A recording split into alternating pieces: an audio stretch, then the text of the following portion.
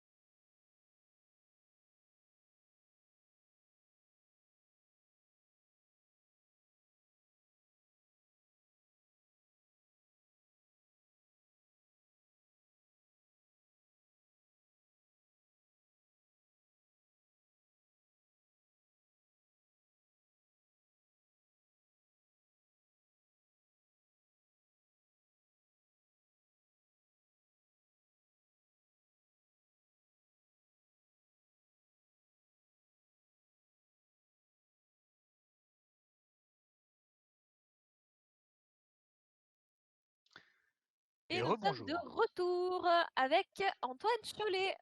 Et Euh, bonsoir. Bonsoir Comment ça Antoine. va? Ah, j'avais le double son, c'était magnifique. Je suis connecté sur le live de Pushtar quand même, hein, c'est fort. C'est beau. C'est beau. Merci, t'es très corporate. Ah oui, oui, non, mais voilà, faut soutenir ces initiatives comme ça, donc je voulais vérifier si tout marchait bien. On est bon, voilà. Ok, nickel. Ah, du coup, je te laisse te présenter, Antoine, déjà, Oui, auprès de nos auditeurs, si je puis dire. tout à fait. Donc, je m'appelle Antoine Chollet, je suis enseignant-chercheur à l'Université de Montpellier et j'enseigne à l'IUT de Montpellier 7 au département informatique et je suis aussi membre du laboratoire Montpellier Recherche Management. Donc, tout ça pour dire que je suis professeur à la fac, en fait, un prof de fac, si on peut dire ça, et je fais de la recherche à côté. Donc ça, c'est le titre que j'ai actuellement. C'est vraiment mon métier d'enseignant-chercheur. Mais peut-être que vous voulez en savoir un peu plus sur comment j'en suis arrivé là, notamment en lien avec la thèse, n'est-ce pas? N'est-ce pas? N'est-ce pas? Voilà, donc à la base, en fait, je suis développeur informatique. J'ai un DUT informatique que j'ai fait à l'IUT de Montpellier 7. Et après ce DUT informatique, je me suis réorienté en gestion. Tout simplement parce que, à la base, je voulais développer des jeux vidéo. Donc, un peu comme certains d'entre vous, je voulais être développeur de jeux vidéo. Cependant, eh bien, j'étais pas très très bon sur tout ce qui était programmation. Et ça, c'est une réflexion que j'invite d'ores et déjà à faire aux étudiants, c'est à vous poser des questions sur vos limites et sur, sur ce que vous savez faire. Donc je me suis réorienté en gestion parce que j'adorais ça. Et je me suis dit, et si je pouvais gérer des projets de jeux vidéo? C'est quand même pas mal. C'est quand même plus sympa aussi, enfin c'est tout aussi sympa que de pouvoir les programmer. Et donc j'ai fait ce que l'on appelle un IAE, donc un institut d'administration des entreprises, avec une licence 3 à Montpellier, pareil. Donc c'est vraiment du pur produit local, si on peut dire ça. Et je suis allé jusqu'en master dans cette même institut public. Et donc j'ai un master en fait en technologie et en innovation. Voilà. Donc ça, c'est vraiment mon parcours à l'université. À la suite de ça, j'ai dû faire un stage à la fin du master, un stage que j'ai fait dans eh bien, le jeu vidéo. Et ça, c'était super. Et j'étais dans l'entreprise Actiplay, qui a été rachetée ensuite par Concours Mania. Et j'étais chef de projet jeux vidéo et serious game. Donc, je gérais des équipes autour du développement bien, de jeux vidéo pour les entreprises, donc ce qu'on appelle des advert games, des jeux publicitaires. Je pense qu'il y a prescription après plus de 10 ans, mais j'avais travaillé pour des, Oh, pour des entreprises de suite, des entreprises comme McDonald's ou Hasbro, donc des grosses boîtes, et avec des projets à très très cher. Bref. Mais je ne me suis pas arrêté là. Je me suis dit, en fait, étant joueur depuis très longtemps, depuis plusieurs années, depuis tout petit, comme la plupart d'entre vous certainement, eh bien, je réfléchissais beaucoup sur ma pratique des jeux vidéo. Et j'avais beaucoup joué au MMORPG, donc aux jeux de rôle en ligne, massivement multijoueurs. des Et je me exemples? suis dit, des exemples, alors ouais, j'ai beaucoup joué donc à Dark Age of Camelot, EverQuest Classique. 2, après des jeux plus coréens, c'est-à-dire Eden Eternal, Dragonica, j'ai joué à Oh, Final Fantasy, Dragonica. voilà, Dragonica. Oh Final là là. Fantasy XIV, j'ai joué un tout petit peu à World of Warcraft, mais en tout cas voilà, Dragonica c'était vraiment mon coup de cœur, un jeu side-scrolling vraiment super, je suis dégoûté qu'il soit plus d'ailleurs Bah, hébergé. on est deux. Voilà, bref. Ouais. Voilà. Euh, et donc, je jouais beaucoup à ce type de jeu. Et je me suis dit, j'aimerais mener un projet personnel, vraiment de réflexion intellectuelle sur cette pratique, sur ces communautés en ligne. Et là, je savais qu'on pouvait faire une thèse. Donc, durant mon master 2, donc peut-être que ça va vous concerner, peut-être que vous êtes concerné, eh bien, je me suis dit, j'aimerais participer, enfin, j'aimerais poursuivre en thèse après mon stage. Et c'est ce que j'ai fait. C'est ce que j'ai fait et j'ai fait une thèse de doctorat. Donc on va pouvoir aborder ce sujet plus en détail juste après, qui m'a duré 4 ans et 3 mois exactement, pour ensuite avoir ce diplôme qui permet, et là je rentre un peu dans le sujet, eh bien d'être enseignant-chercheur après. En voici mon parcours universitaire depuis mon baccalauréat, bac S à la base, jusqu'à mon métier aujourd'hui d'enseignant-chercheur. Et à côté de ça, eh bien, je suis membre aussi de Push-Start. C'est vrai que si je dois faire la liste des membres de chaque association, je suis dans beaucoup de réseaux et je conseille ça aux étudiants, soyez dans des réseaux professionnels. Faites du réseau. Ouais, et en fait, il y a 5 ans, petite histoire, eh bien, j'étais dans l'équipe qui a cofondé Push-Start. Voilà, je faisais partie du premier conseil d'administration de Push-Start à l'époque. Ok. Bon, voilà pour mon histoire. Très, j'ai envie de dire, t'as le parfait exemple du circuit court, tu vois.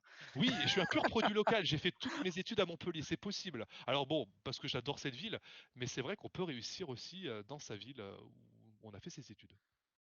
Effectivement, bah, au moins là, tu montres que c'est tout à fait possible et Oui, envisageable.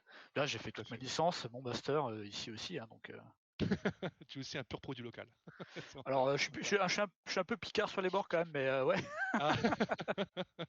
Ah, je suis pas né ici, c'est la seule différence peut-être. Ah, Oh, ça c'est pas grave. Je on est pense des que ce qui traîtres. vous intéresse, à mon avis, c'est la thèse. Et oui, Et je pense que exactement, c'est c'est ça. le thème de cette soirée, effectivement. Voilà. Donc en fait, c'est vrai que j'ai demandé à l'association Push Start de pouvoir intervenir dans cette émission de Push ton avenir. Et je trouve ça super. Vraiment, avant toute chose, bravo à l'équipe organisatrice, hein, à Cédric, à Elodie, à toute l'équipe, à Chloé aussi, à Abdel, à toute l'équipe, vraiment, la régie, pour cette organisation d'émission, parce que je trouve ça super que l'on puisse vous donner de l'information aux étudiants et peut-être que vous posez des questions. Et je peux vous dire, d'ores et déjà, que pour beaucoup, vous avez certainement des préjugés sur la thèse. On va essayer de déconstruire ça durant cette soirée. On commence bien. Voilà, on commence bien. Et si vous pensez que la thèse c'est impossible, déjà, premier préjugé, c'est pas quelque chose d'impossible. Donc, qu'est-ce que c'est que la thèse? Déjà, si on doit définir, j'ai pas de diapo. Oui, petite information, j'ai pas de diapo. Je me suis dit, ça manque les discussions, les apéros push-tart. Autant faire un petit peu ce genre de choses. Tellement. Et comme si on était vraiment en train de discuter de l'avenir de certains étudiants. Et il y a un chat. Voilà. Il est là. Et Non, mais Ouais, voilà, c'est le pardon, plaisir il de commence à direct. se manifester. Ouais. Voilà. Donc, il a j'aurais besoin pas de d'attention, diapo. excusez-moi. Ah oui, le pauvre chat. J'aurais pas de diapo, mais vraiment, je souhaite échanger avec les personnes qui sont présentes avec vous. Effectivement, les deux présentateurs, hein, donc Cédric et Elodie, n'hésitez pas. Donc déjà, qu'est-ce qu'une thèse? Eh bien, une thèse, en fait, c'est un mémoire universitaire avancé. C'est vraiment, c'est un document que l'on produit après plusieurs années d'études. Combien d'années d'études? Là, ça dépend. Ça dépend des disciplines, ça veut dire ça dépend dans quel domaine vous allez aller. Et là, ça peut peut-être faire peur. Dans certaines disciplines, c'est 2 ans. Et dans d'autres, eh bien, c'est 7, 8, voire 10 ans. Alors, c'est des extrêmes, hein, c'est des extrêmes. Et donc, en fonction des disciplines, vous aurez un temps de thèse qui est plus ou moins grand. Et ça dépend aussi de votre avancée. Donc, la thèse, c'est vraiment un manuscrit que l'on va produire après plusieurs années de réflexion autour d'un sujet. Comment on fait pour venir en thèse? Comment on fait pour accéder à la thèse? Il y a plusieurs conditions. La première déjà, c'est qu'il vous faut un master 2. Le master 2, c'est une obligation, c'est-à-dire c'est le diplôme qui est juste avant le doctorat, parce que la thèse, c'est le manuscrit, et le diplôme, c'est le doctorat. Donc déjà deux termes différents. Le doctorat, c'est le diplôme, le petit bout de papier là, et eh bien la thèse, c'est le manuscrit, c'est le nom que l'on donne au document. Donc déjà, première condition, il faut avoir un master 2, peu importe lequel. Mais d'ores et déjà, je peux vous conseiller, si vous vous êtes intéressé pour faire une thèse, il y a des Master 2 recherche, c'est-à-dire des Master 2 qui sont orientés vers la recherche. On peut distinguer à l'université, parce que je fais des cours à l'université, même dans des écoles, deux types de mémoires. En fait, vous avez les mémoires, ce qu'on appelle les mémoires professionnelles. C'est Industriel. certainement, voilà, industriel. C'est certainement ceux dans lesquels vous êtes pour la plupart inscrits. Et vous avez des mémoires de recherche. Donc des mémoires de recherche, ça va vous préparer déjà à une certaine philosophie, à un certain mécanisme, une certaine façon de penser. Donc, première condition. La deuxième condition, c'est qu'il vous faut eh bien, un sujet. c'est un peu la base. C'est Il mieux. vous faut un sujet de thèse, ce que l'on appelle, avant même que vous soyez en thèse, le projet de thèse. Autrement dit, il faut que vous puissiez avoir un projet de thèse. Par exemple, moi, quand je suis arrivé, avant d'arriver en thèse, j'étais en master 2, eh bien, je voulais travailler sur tout ce qui était serious game et jeux. Je m'intéressais beaucoup à cette thématique, aux jeux d'entreprise notamment. Et je vais vous expliquer, ça a beaucoup différé pendant ma thèse. Donc, il faut déjà avoir un projet. Et troisième condition, et pas des moindres, il vous faut un directeur ou une directrice de thèse. C'est-à-dire quelqu'un qui accepte de pouvoir vous encadrer durant votre thèse. Donc, Qui ces dispose trois d'un conditions HDR, quoi. et qui dispose aussi, donc là c'est du détail. Ouais. C'est du détail pour quand on veut arriver, mais c'est pour nous en tant qu'enseignant-chercheur, c'est très loin d'être un détail. Effectivement, il faut que vous soyez encadré par un enseignant-chercheur qui dispose de l'habilitation à diriger des recherches. Et d'ailleurs, c'est le plus haut diplôme que l'on peut avoir au niveau de l'université française. On peut penser que c'est le doctorat. Eh bien, l'habilitation à diriger des recherches, c'est un diplôme qui est décerné et c'est le plus haut dans les universités françaises. Voilà, c'était la petite aparté. Donc si vous respectez ces trois conditions, c'est-à-dire avoir un master, avoir un projet de thèse et avoir eh bien, un directeur de thèse, un laboratoire qui vous encadre, hein, dans lequel vous pouvez être accueilli, eh bien vous avez toutes les conditions déjà pour entrer en thèse. Ça, c'est la recette parfaite. On peut le faire même si on est déjà en entreprise. Et ça, c'est vrai que c'est un préjugé, c'est que les personnes qui travaillent, qui sont en entreprise, disent non mais moi la thèse c'est inaccessible, j'ai quitté le système universitaire depuis longtemps, ce n'est pas possible. Alors c'est sûr que si vous avez quitté le système universitaire depuis 10, 15, 20 ans et que vous n'avez jamais lu de papier de recherche, d'articles de recherche, ça risque d'être un peu dur. Mais si vous travaillez depuis quelques années, eh bien, vous pouvez parfaitement revenir eh bien, dans le système universitaire, si on peut dire ça comme ça, et vous pouvez même travailler à côté de votre thèse. On verra ça peut-être pour après. Donc la thèse, il y a plusieurs disciplines. Vous allez vous inscrire en première année, et là, c'est comme un diplôme. C'est-à-dire que vous allez être étudiant. Et oui, en fait, être en thèse, c'est être un étudiant qui continue après le master, si on peut dire ça comme ça. Sauf que vous n'aurez pas de cours. C'est un peu la différence. Vous n'aurez pas de cours à l'université comme vous pouvez avoir en licence, en master. Vous aurez un projet à mener. Vous aurez une question à répondre. C'est votre thèse. Moi, au début, comme je vous avais dit, c'était autour des jeux d'entreprise et de l'innovation, de la créativité et des jeux, des serious games. Mais ça a dévié parce qu'en fait, avec des lectures, on commence à lire des articles de recherche d'autres personnes qui ont réfléchi autour d'une problématique et on va commencer à affiner son sujet. Je vais vous la faire court, mais le sujet que j'ai fait, en fait, ma thèse, elle a pour titre, alors je vais le lire parce que c'est vrai qu'au bout d'un moment, je commence à m'emmêler les pinceaux. Ça s'appelle Apprentissage et mobilisation de compétences managériales des joueurs de jeux de rôle en ligne massivement multijoueurs. Autrement dit, les MMORPG. Ça, c'est le titre de ma thèse finale, après 4 ans et 3 mois de réflexion et de projet. Au départ, je voulais travailler sur les serious games. Donc, vous voyez le cheminement, j'ai fait beaucoup de chemin.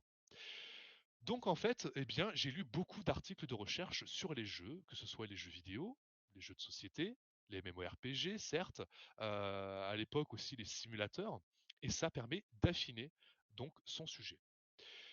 Pour faire une thèse, il vous faut un financement. En tout cas, si vous le faites à l'université de Montpellier, il faut que vous puissiez justifier d'un financement. Qu'est-ce que c'est qu'un financement? C'est avoir des sous. Et en fait, vous êtes payé. Non mais c'est ça, vous êtes payé pour apprendre. Et ça c'est génial, vous vous rendez compte? Je veux dire par là, vous êtes payé pour apprendre des choses. Je trouve que c'est génial. Déjà qu'apprendre c'est une richesse, et en plus vous êtes payé pour. Apprendre des choses et délivrer des connaissances finalement. Oui, bien sûr, tout à fait. Tout à fait. Et donc, les financements de thèse, il y en a plusieurs. Il y a beaucoup de bourses différentes, mais je vais vous en présenter quelques-unes. La première, et c'est entre guillemets la voie royale, si à la fin vous voulez être enseignant-chercheur comme moi, c'est ce qu'on appelle le contrat doctoral. C'est une bourse d'État, c'est une bourse de l'État français que l'on octroie aux doctorants, c'est le nom que l'on donne aux personnes qui sont en train de faire une thèse, pendant 3 ans. Autrement dit, pendant 3 ans, c'est un CDD, clairement. C'est un CDD de 3 ans et vous aurez chaque mois un salaire qui va vous permettre de pouvoir faire votre thèse. Et vous ferez que ça à 100%. Vous êtes employé de l'université de Montpellier, si vous la faites à Montpellier, bien sûr. Ça, c'est la voie royale, parce qu'en fait, vous avez 100% de votre temps sur votre thèse. Ça, c'est génial. 3 ans. Et là, vous dites, ouais, mais Antoine, tu as fait ta thèse en 4 ans et 3 mois. Et Exactement. pourtant, tu as un financement de 3 ans. Il y a un truc qui bug là. Alors oui, c'est vrai qu'à la fin de ces 3 ans, il vous faut trouver d'autres financements pour finir votre thèse. Il y en a. Il y en a. Il y a ce que l'on appelle les contrats à terre. Rapidement, je vais la faire court. Les contrats à terre, c'est attaché, temporaire, d'enseignement et de recherche. C'est un contrat d'1 an, renouvelable une fois, donc sur 2 ans maximum, où vous liez à la fois de l'enseignement et de la recherche. Ça se fait ça à la fin du contrat doctoral. C'est très rare d'octroyer, alors ça dépend des disciplines peut-être, hein, mais c'est très rare que l'on voit octroyer un contrat d'ATER à des doctorants de première année, c'est-à-dire des personnes qui commencent leur thèse. Souvent, on va leur donner une bourse doctorale. Comme vous pouvez vous en douter, les bourses, il y en a pas, c'est pas Crésus l'État, il y a un certain nombre de bourses qui seront données. Et pour cela, il faut passer un concours. Et ouais. Et le concours, c'est un concours comme un recrutement, c'est-à-dire que chaque école doctorale, parce que chaque laboratoire de recherche est rattaché à une école doctorale, c'est un peu la grosse patate. Et les écoles doctorales vont pouvoir délivrer un certain nombre de bourses, ce que l'on appelle des bourses de contrats doctoraux, enfin des contrats doctoraux. Et là, c'est un concours, il faut être le meilleur. Il faut être le meilleur sur ces concours. Moi, je l'ai passé. Moi, j'ai eu la chance de pouvoir candidater sur un sujet que j'avais co-construit durant mon master 2. Et ça, c'est très important, c'est que c'est pas à la fin de votre master que vous décidez de faire une thèse. En tout cas, je vous le conseille. C'est durant vos études. Moi, ça s'est construit dès mon master 1 et pendant mon master 2.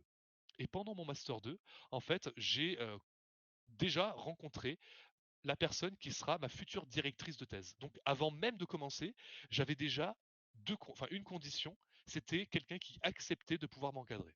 Rappelez-vous, il en faut 3. Le master, j'étais pas mauvais, enfin ça va, j'adorais ce que je faisais, j'ai réussi le master et c'était super. Donc j'avais la deuxième condition. Et donc la troisième condition, c'est de pouvoir justifier d'un financement aussi. Et donc là, le financement, j'ai lu grâce au contrat doctoral et au laboratoire qui pouvait m'encadrer. Donc j'ai passé ce concours et je l'ai eu. Donc là, vous avez un classement. Et si vous êtes dans ces classements, si vous êtes classé comme ayant une bourse, vous pouvez commencer en septembre, souvent c'est vers septembre, votre thèse. Et là, c'est parti. C'est parti, vous commencez. Et là, on peut se dire, je fais quoi maintenant? On commence à réfléchir sur sa thèse, on commence à réfléchir autour de son sujet. Une thèse, c'est un projet personnel en fait. On peut se dire qu'une thèse, c'est impossible, c'est trop dur, etc.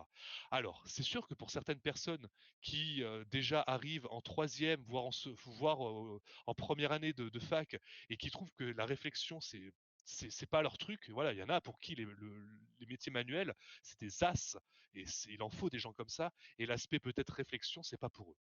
Eh bien, on a chacun ses limites. Moi, je suis par exemple pas très bon avec mes 10 doigts pour faire des choses manuelles. Quand je vois des artisans, c'est génial ce qu'ils font. Moi, clairement, je suis fait pour des métiers intellectuels. Bon, bah, chacun est fait pour ces choses-là. Mais en tout cas, si vous avez la capacité de faire une thèse, c'est un projet personnel que vous allez mener pendant plusieurs années. Vous allez faire des études de terrain. Vous allez poser une question, c'est ce qu'on appelle la problématique de recherche, et vous allez tenter d'y répondre avec des études de terrain. Qu'est-ce que c'est? Eh bien, c'est des interviews, c'est des questionnaires que vous envoyez, c'est des explorations, ça vous êtes sur le terrain carrément, si peut-être ça le justifie. On en voit des fois dans les films, vous savez, les chercheurs là dans Jurassic Park par exemple, eh ben, pourrais faire une thèse sur les dinosaures, je vais dans Jurassic Park et j'observe par Et je me exemple. fais Bon, bouffer. et je me fais bouffer à la fin. Voilà, ou alors, et c'est ça le charme des thèses, c'est qu'en fonction de votre discipline, vous pourrez être amené à voyager. Si vous faites votre thèse sur les forêts, par exemple, eh bien peut-être que vous allez aller en Amazonie, vous allez aller sur le terrain, étudier les arbres en Amazonie, vous allez aller ensuite, je ne sais pas, en Afrique, dans la forêt d'Afrique centrale, vous allez être amené à voyager et c'est des choses exceptionnelles. Bon, moi, je suis dans une discipline qui s'appelle les sciences de gestion. Je m'intéresse aux entreprises. Donc, j'ai pas pu voyager un peu comme ces métiers qui font rêver. Ils vont sur des bateaux, ils vont vers des volcans. C'est pas ma discipline. Moi, je m'intéressais aux jeux vidéo, donc aux joueurs de MMORPG. Donc, j'ai interrogé des joueurs de MMORPG et j'ai ensuite fait un questionnaire pour sonder avec du quanti, vraiment ce qu'on appelle le quantitatif, avoir beaucoup de données pour répondre à la question de recherche que je me posais, à savoir est-ce que les jeux en ligne ont une influence sur l'acquisition de compétences managériales comme le leadership, la communication, la prise de décision ou encore la coordination.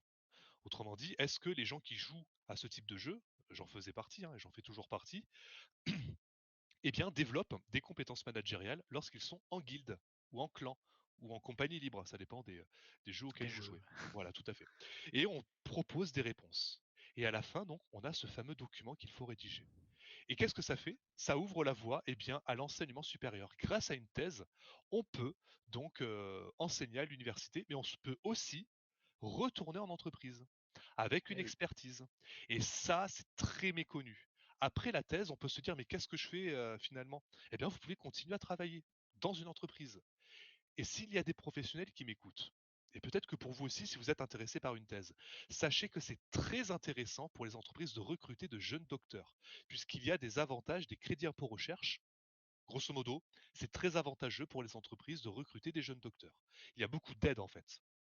Parce que c'est vrai que c'est des personnes qui ont une grosse expertise sur un sujet, et si cette personne vous intéresse, eh bien vous serez aidé à la recruter.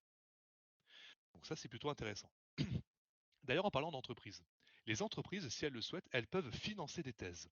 Oui, il n'y a pas que l'État, les bourses d'État, les universités qui financent des thèses. Les entreprises en financent aussi via ce que l'on appelle des contrats CIFRE. CIFRE. Ces contrats CIFRE, eh bien, ça permet de pouvoir être payé par l'entreprise pendant que l'on fait sa thèse sur un sujet souvent eh bien, qui est en relation avec l'entreprise. Vous êtes un employé finalement.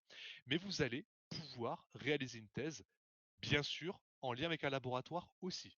Vous ne pouvez pas faire une thèse juste en disant je fais une thèse. Non, non, non, il y a de l'administratif, vous devez être rattaché à un laboratoire de recherche et donc à une école doctorale de facto. Donc qu'est-ce que ça apporte la thèse? Eh bien, ça vous fait grandir. Vraiment, ça vous fait grandir parce que vous réfléchissez longtemps sur un sujet qui vous tient à cœur. Et je peux vous dire qu'en étant joueur de jeux vidéo, on apprend beaucoup de choses. On apprend beaucoup de choses sur sa propre pratique et à analyser les jeux vidéo en fait. Moi, j'adore faire ça. C'est pour ça que je fais mes recherches là-dessus. Aujourd'hui, je fais mes recherches sur les jeux vidéo, sur l'e-sport, sur les jeux de société, les escape games, même la culture japonaise. C'est vraiment mes thématiques de recherche en lien avec la gestion, l'acquisition de compétences notamment.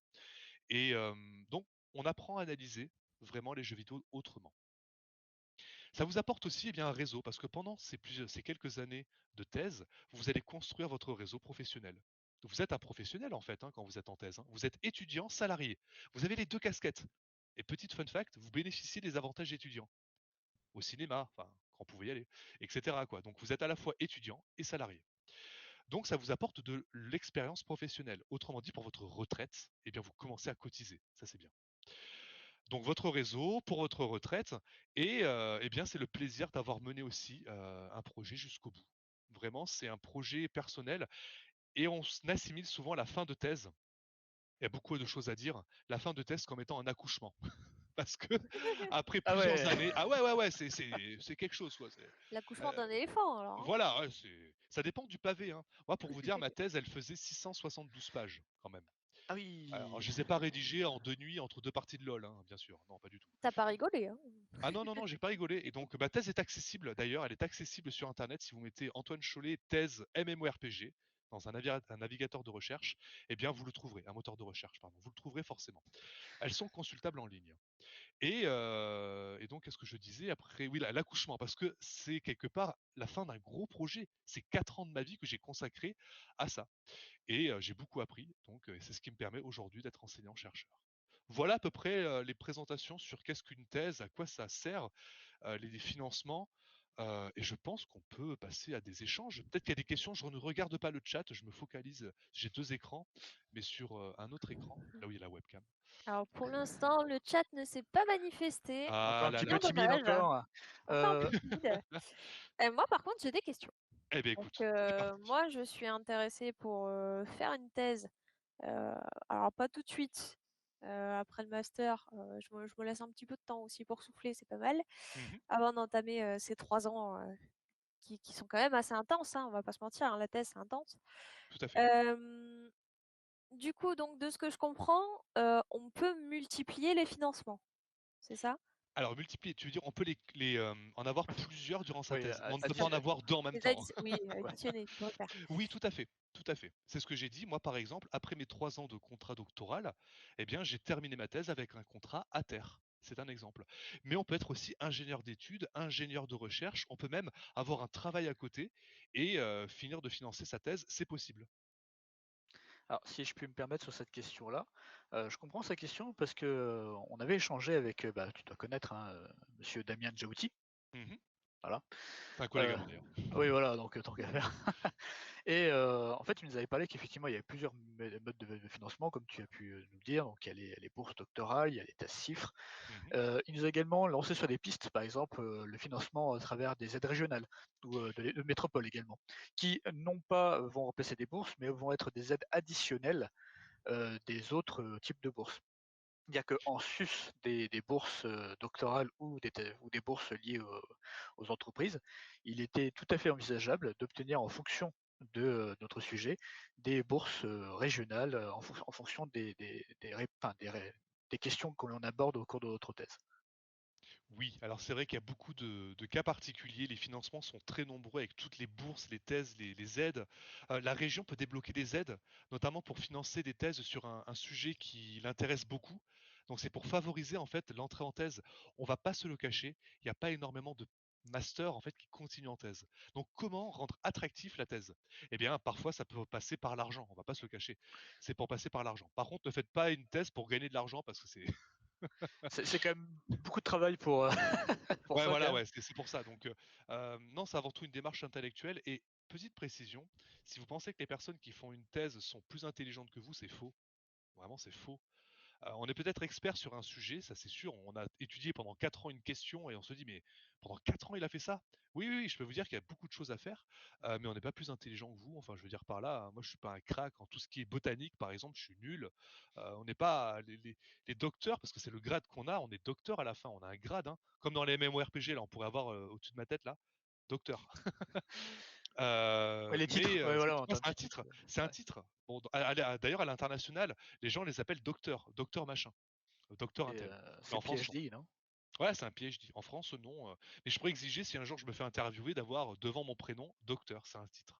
Comme maître pour les avocats, etc. Bon. C'est vrai.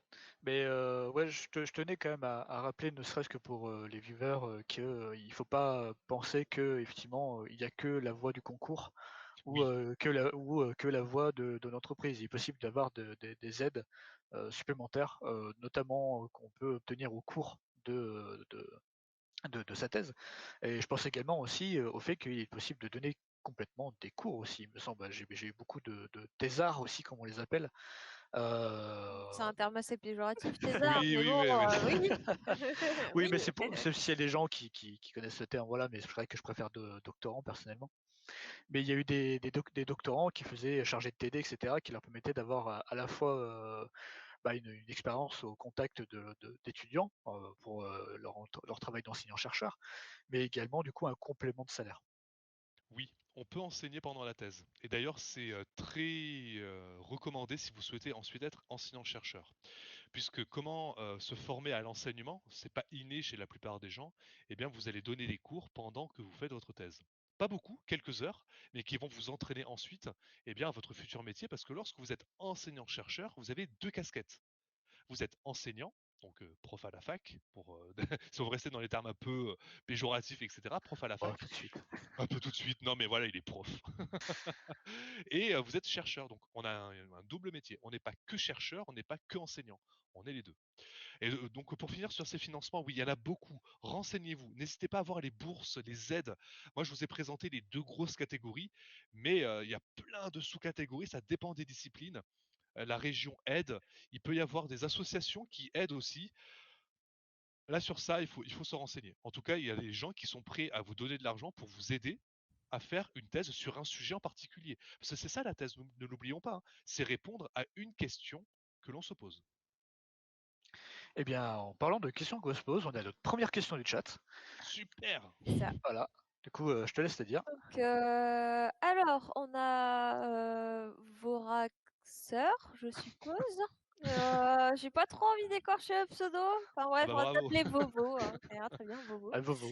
Voilà, on a Vovo qui nous demande, par exemple, si on a un accident type physique, incapacitant en plein milieu du laps de temps où on fait la thèse, est-ce qu'on peut la reprendre plus tard sans conséquences négatives ou pas? Oui. Alors ça dépend de l'accident, bien entendu. On appelle ça les années blanches. C'est-à-dire qu'on va considérer qu'on va repousser la fin de la thèse. Je vais donner des exemples. Effectivement, si vous avez un accident ou vous avez une hospitalisation de plusieurs mois, eh bien, on peut vous prolonger la thèse. C'est-à-dire qu'il y a une sorte de coupure, de scission. La même pour les femmes qui tombent enceintes et qui ont un enfant, le congé maternité, eh bien pareil. On considère que c'est une pause. Donc là, c'est des cas, on va dire, particuliers, ça n'arrive pas à tous les doctorants, mais il faut vous renseigner auprès de l'administration qui va vous aider. Mais oui, il y a des procédures qui sont prévues pour des interruptions de thèse, pour X ou Y raison. Par contre, attention, c'est pas des interruptions parce que j'ai envie de faire une pause, voilà. C'est pas comme dans les jeux, je mets pause et j'attends. Non, il faut une vraie justification. La liste est assez exhaustive, mais c'est pas juste, je fais une pause. On fait une pause parce que bah, je justifie que je ne peux plus la faire en ce moment. Voilà. Voilà. Oui, physiquement, c'est pas Voilà, possible. physiquement, accident, grossesse, c'est souvent ceux qui sont les plus rencontrés, hein, on va pas se le cacher. Ou tout du moins maladie incapacitante, quelle qu'elle soit. Tout à fait, oui, voilà, quand je dis, voilà, Oui. effectivement, plein d'éléments qui vous empêchent de la faire. Ouais. Mais Bah, du coup, ce report, parce que c'est quelque chose aussi d'important à savoir, si on est en incapacité temporaire, donc on met en pause, Mhm. financièrement, ça se passe comment? Alors c'est une bonne question parce que j'ai pas été confronté et j'avoue que là c'est une procédure assez que je ne connais pas à fond administrativement. Je pense que si vu que vous êtes en pause, justement, vous allez continuer à percevoir parce que ce n'est pas de votre faute. Voilà, c'est pas de votre faute si vous êtes hospitalisé et on ne peut pas en vouloir à une femme d'être en congé maternité, sinon discrimination, etc. Bien entendu. Donc, normalement, vous continuez à percevoir votre financement. D'accord. À vérifier, mais je suis quasiment sûr parce que j'ai une collègue qui avait été concernée par ça et elle avait continué à toucher son financement. Mais vous m'excuserez, c'est vrai que c'est pas un cas qu'on le rencontre très fréquemment et Bien. je me suis pas intéressé à cette procédure très spécifique au cours de la thèse. D'accord. Bah, j'espère que Vorexer on aura répondu à ta question. Et que tu seras pas dans ce cas-là parce que bon bah on le souhaite à personne. J'espère pour toi, effectivement. Du coup, Information aussi oui. très importante, hein, puisque voilà, ça peut concerner peut-être certains viewers ou même les entreprises qui peuvent être confrontées à ça. Euh, Sachez qu'il est tout à fait possible de faire une thèse en étant travailleur handicapé. Alors, c'est d'autres procédures, il me semble, mais c'est tout à fait possible. Mm. Ah, vous bloquez pas sur oui, vous avez un handicap quel qu'il soit. Non, non, c'est tout à fait possible, hein. Vous êtes tout autant capable de travailler que quelqu'un d'autre. Et effectivement, je pense qu'il y a des institutions qui permettent d'aider à ce niveau-là. Absolument. Et pour Ça. témoigner, on a un doctorant qui est en chaise roulante et on le considère comme un doctorant Mm. comme tous les autres. Il n'y a aucun problème. C'est ça. Non, sur Alors, ça, il n'y a pas de condition. Après, ça donc, dépend peut-être de l'handicap, peut-être. c'est ça. Il n'y a pas que les handicaps physiques, il y a aussi les handicaps psychiques et donc invisibles. Tout à fait. Et ça, ça, après, il me semble que pour pouvoir postuler justement à ces thèses en tant que travailleur handicapé, il faut avoir la RQTH, donc la reconnaissance en qualité de travailleur handicapé, donc être reconnu handicapé par la MDPH du, de la région. Il me semble que c'est le conseil régional, oui, C'est le conseil départemental. départemental. C'est par département. D'accord. Bon, bah, Là, là, pareil, c'est de l'administration oui, et je pense que les personnes qui sont concernées, en fait, savent qu'il y a des procédures spécifiques là-dessus. elles Alors, savent. non, En tout cas, il y a des choses qui sont faites. Il y a des choses qui sont proposées pour ça, Oui, c'est- oui. oui, il plutôt. y a des choses qui sont proposées, oui. Voilà, bon, moi, je vais vous le dire, hein, tout simplement, c'est mon cas, hein, je suis travailleur handicapé. Et bah, je me renseigne justement ces derniers temps là-dessus pour pouvoir continuer. Et c'est très compliqué de trouver toutes les indications pour les personnes handicapées. Euh, mais voilà, sachez que ça existe, c'est tout à fait possible. Alors Même on les a. institutions. Enfin, les institutions, si je peux me permettre, Elodie, les institutions justement qui sont Hmm. là pour accompagner les personnes handicapées n'ont pas forcément de réponse vis-à-vis de la thèse. C'est ça que tu sous-entends ou pas? Pas forcément. D'accord, ok. Ah, c'est étonnant. Voilà. Ça Ok. dépend sur qui on tombe. Ah, C'est Ah, ça, donc c'est l'humain après derrière. ouais, oui, tout à fait. mais quoi qu'il en Voilà. soit, il ne faut pas hésiter à Mm. relancer, questionner C'est ça. d'autres intermédiaires, etc. Oui. Du coup, oui, il y a Borexer qui dit oui, il y en a à la MDPH, donc je suppose qu'il parle des aides, etc., ou tout du moins des indications quant à cette situation pour pouvoir poursuivre en thèse en tant que personne handicapée, quelle qu'elle soit d'ailleurs. Hmm. Du coup, on a une deuxième question. Super. C'est bien, on a des gens qui sont actifs. Ouais, n'hésitez Euh, pas, hein, vraiment n'hésitez pas, alors, hein. j'ai pas pu écouter le début du stream, c'est pas grave, il y a une VOD qui est en train d'être enregistrée. Mais j'aimerais savoir si on était accompagné ou si on avait des aides quant à la rédaction de la thèse. Ah, Parce que écrire autant, ça fait peur à certains. exact. Alors, c'est vrai que l'écriture d'une thèse, déjà, vous êtes logiquement Master 2, vous savez écrire. Alors, quand je dis vous savez écrire, je considère que les personnes qui font un Master 2 ont une capacité d'écriture qui n'est pas à zéro. Voilà. En tout cas, je l'espère. Si vous êtes en thèse, oui, il y a en fait certains styles. En tout cas, vous allez apprendre à écrire d'une manière universitaire. Je ne dis pas que c'est une manière très intellectuelle, mais il y a quand même des termes, il y a des tournures de phrases qui se voient et que l'on rencontre assez souvent. Donc, vous êtes accompagné parce que vous avez des cours. Tout à l'heure, en fait, j'ai un peu menti quand je dis que vous n'avez pas des cours comme à l'université. Mais en fait, si, vous avez des formations. Pendant vos 3 ans, ou vos 4 ans, 5 ans, ça dépend, pendant vos années de thèse, pardon, vous devez justifier d'heures de formation. D'heures de formation, par exemple, à tout ce qui est écriture d'articles. Parce que ça tombe pas comme ça, hein. Écrire un article, par exemple, c'est pas inné, c'est pas quelque chose de très facile au tout début. Donc, vous allez être accompagné.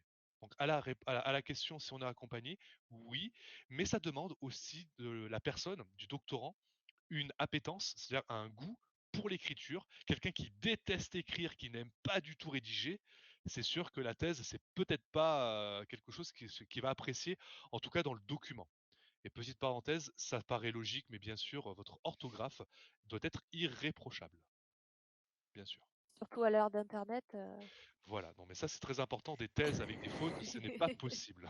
Bah, tout cela étant, Voilà. il existe des outils de correction Oui. automatisés. Oui, oui, Et oui, oui. il existe également des écrivains publics qui peuvent vous aider dans la rédaction, à pas remplacer, mais juste vous aider, surtout notamment pour les reformulations de phrases, la grammaire, l'orthographe.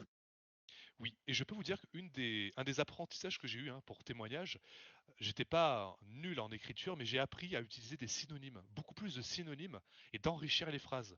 Voilà, le verbe être et avoir, c'est assez simple de les utiliser.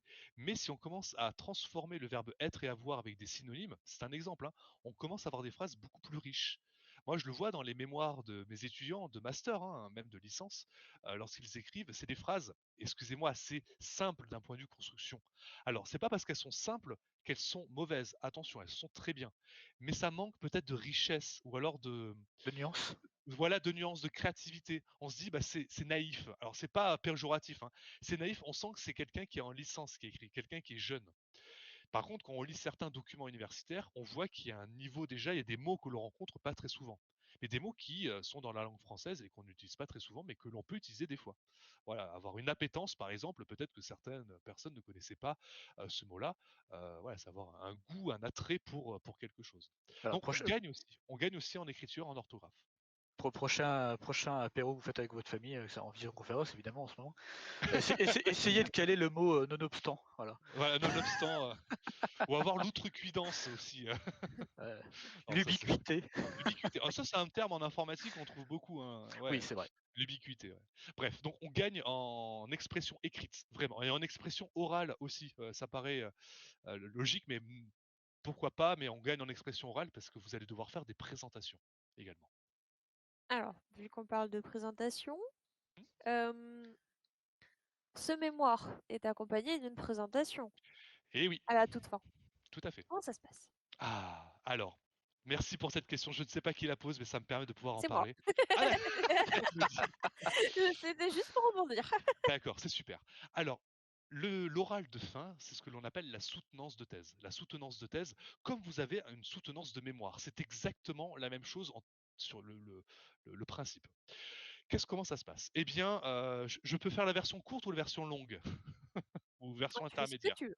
Waouh, super. Alors, c'est un moment déjà qui est à la fois redouté et attendu par les doctorants. Pourquoi? C'est un événement attendu parce que c'est la fin de la thèse. Je ne vais pas vous le cacher qu'après 4 ans d'avoir travaillé sur un document, on commence un petit peu quand même si on adore, on est passionné de jeux vidéo, par en avoir un peu marre, même si on est passionné, on a envie d'en finir. Mais il est redouté parce que c'est la fin d'un projet. Vous savez, c'est comme dans ces très belles aventures, dans les films, dans les jeux, dans des expériences que vous avez, et lorsque vous avez une fin, eh bien, la soutenance de thèse marque la fin d'une thèse. Et quelque part, ça rappelle la citation que j'avais mise dans ma thèse. C'est une citation, je l'ai mise dans ma thèse, hein, vraiment dans la première page. C'est une phrase de Payne dans Final Fantasy X-2. J'adore citer quelqu'un, un personnage de fiction, qui dit ceux qui veulent une belle fin à leurs histoires doivent l'écrire eux-mêmes. Et j'adore cette Oh. phrase parce que ça veut dire que c'est vous qui êtes maître de votre vie, de votre projet, et pour toutes les histoires, et je l'assure, dans toute la vie, quel que soit le domaine, eh bien, il y a une fin. Une belle histoire, ça a une fin, un début et une fin. Donc, je reviens sur cette orale. C'était le moment philosophique. On fait la soutenance de thèse avec un oral. Comment ça se passe? Vous avez un jury. Ce jury est composé d'enseignants-chercheurs qui vont évaluer votre travail. Donc vous avez en face de vous plusieurs personnes, plus titrées que vous forcément, qui vont évaluer votre travail. Je ne vais pas faire le détail des profils là-dedans, mais vous avez en tout cas des enseignants-chercheurs. Durant ce moment-là, eh bien, vous allez faire la présentation de votre thèse, de votre travail, comme le mémoire, devant ce jury. Là, ça dépend des disciplines. Et vraiment, typiquement, en sciences de gestion, donc c'est dans les sciences humaines et sociales, c'est 20 minutes de présentation. Oui, 20 minutes de présentation. C'est-à-dire que vous devez résumer 4 ans et 3 mois de votre vie en 20 minutes devant 6 à 7 personnes à peu près, devant un Top jury. chrono. Top chrono. Aïe, ça fait mal. Ça fait mal. On se dit c'est impossible. Si c'est possible. Parce que un des travails en fait du doctorant et sa capacité, c'est sa capacité en fait à synthétiser et à être concis dans ses explications. Autrement dit, lorsque vous êtes capable d'expliquer en une phrase ou en quelques mots votre thèse à votre grand-mère, à votre grand-père, à vos amis, vous êtes prêt. Quand vous commencez à partir, alors oui, ma thèse, vous n'êtes pas prêt. Donc 20 minutes pour les sciences de gestion en sciences humaines et sociales, mais dans d'autres disciplines, notamment eh bien, en biologie, notamment, c'est un exemple, c'est 40 minutes, c'est le double. Donc ça dépend des disciplines et ça c'est bah voilà, faut se renseigner pour savoir combien de temps on a à la fin. Donc on présente son discours, enfin sa thèse devant le jury. On a un public parce que chose que les gens ignorent, les soutenances de thèse sont publiques, sauf exception. lorsqu'elles sont confidentielles. Il peut y en avoir. Ça veut dire que vous, moi, on peut aller dans un amphithéâtre et assister à n'importe quelle soutenance de thèse. On ne peut pas vous refuser. C'est un événement public. Tout comme d'ailleurs les soutenances de mémoire. Mais bon, ça, personne ne le sait. Mais quelqu'un dans la rue qui dit ah tiens, il y a une soutenance de thèse de Antoine Chollet, eh ben tiens, j'ai envie d'aller la voir. On ne peut pas lui refuser l'accès parce que c'est du public. L'université, c'est un centre de formation public et la soutenance de thèse est un événement public aussi, sauf exception si vous voulez la rendre confidentielle. Et donc là, c'est le moment d'inviter vos amis, votre famille, vos collègues. C'est un moment vraiment très symbolique parce que c'est la fin. C'est la fin.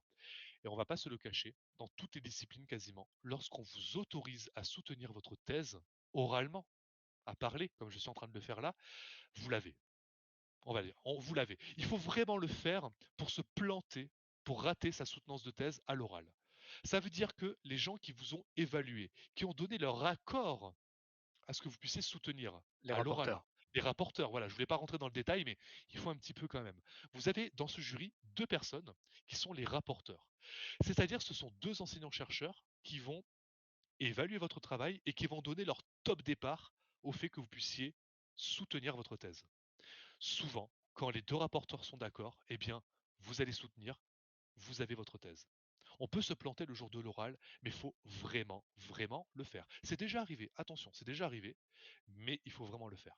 Donc c'est un moment solennel, très codifié, et là ça dépend des disciplines. En sciences de gestion, ils avaient la toge universitaire. C'est-à-dire vraiment l'habit, la toge qu'avaient les enseignants-chercheurs avant dans les universités.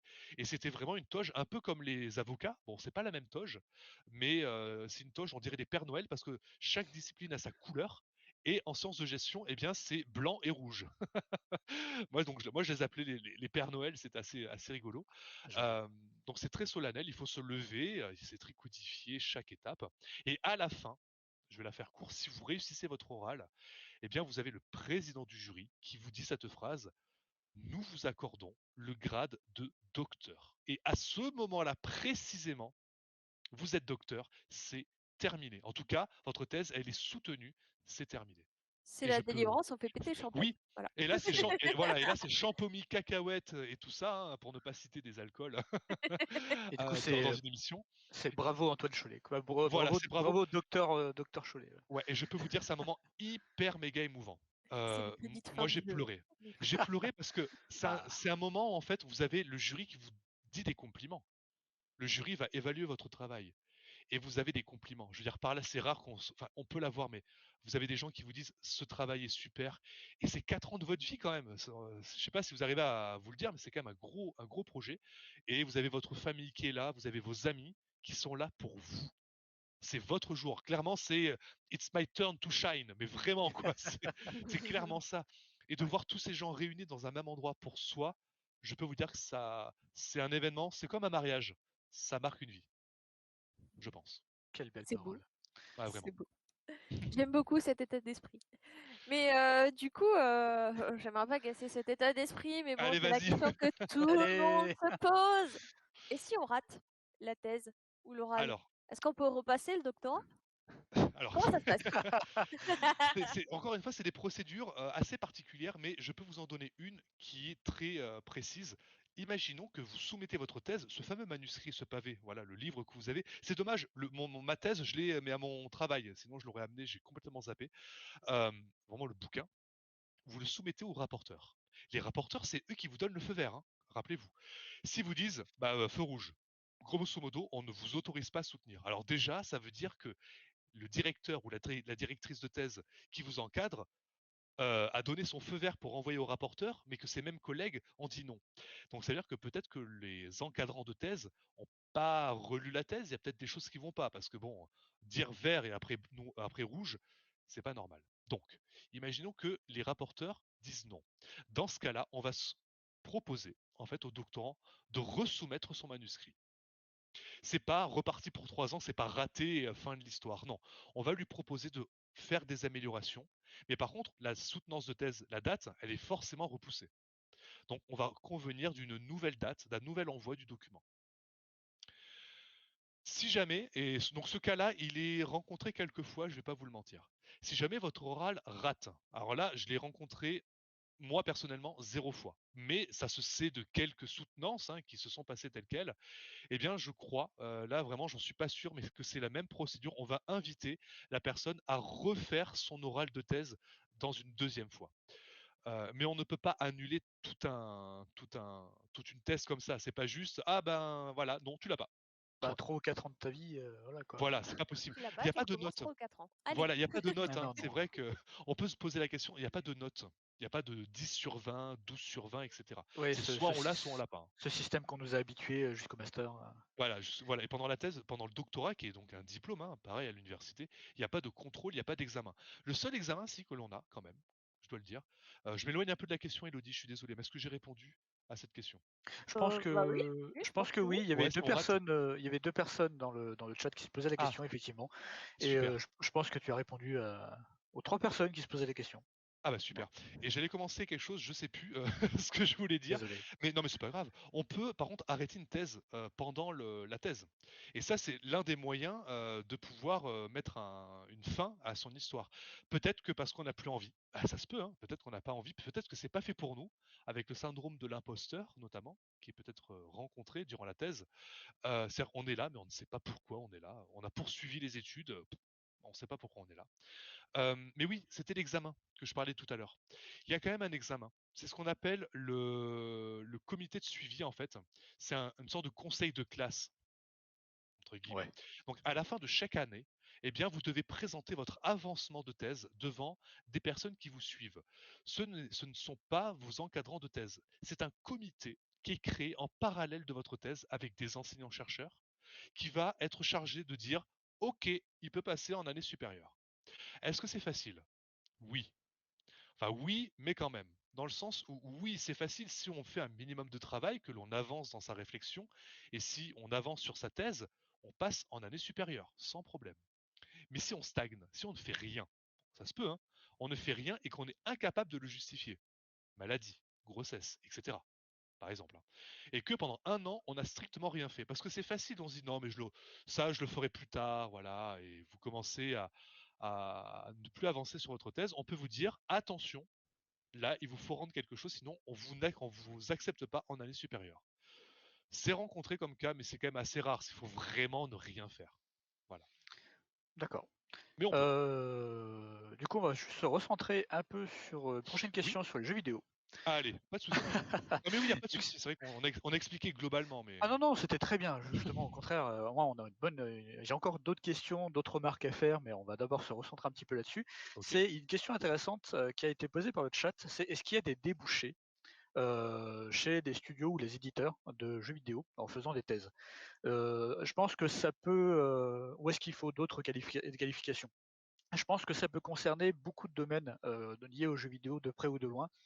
De par ma formation, par exemple, je peux très bien après partir comme Antoine sur une thèse en managériale ou en études sociologiques, etc. Ou bien partir sur une thèse qui est plus un lien avec l'imagerie, le rendu temps réel que vous avez dans les jeux ou ce genre de choses. Et c'est vrai que c'est une bonne question. Est-ce qu'il y a des débouchés dans l'industrie du jeu vidéo pour un doctorat? En théorie ou en pratique? Ou les deux? Les deux. Twice. Alors les deux. En théorie, oui, il y a des débouchés, dans le sens où, comme je l'ai dit, les entreprises peuvent parfaitement recruter un jeune docteur ou une jeune docteure dans son entreprise. Il y a beaucoup d'aides, comme j'ai dit, du crédit impôt jeux vidéo qui va vous aider, crédit impôt recherche, pardon, qui va vous aider à pouvoir engager. Oui, non, c'est à chaque fois j'ai celui-ci. Non, c'est par rapport à ça? Je me suis planté sur quelque chose? Non, non, c'est bon, c'est bon, c'est bon. Ok. La confusion était marrante. Ouais, la confusion était le lapsus. Bon, c'est un crédit d'impôt, quoi. Une aide de l'État, voilà, qui va vous aider à engager des docteurs. Donc en théorie, oui.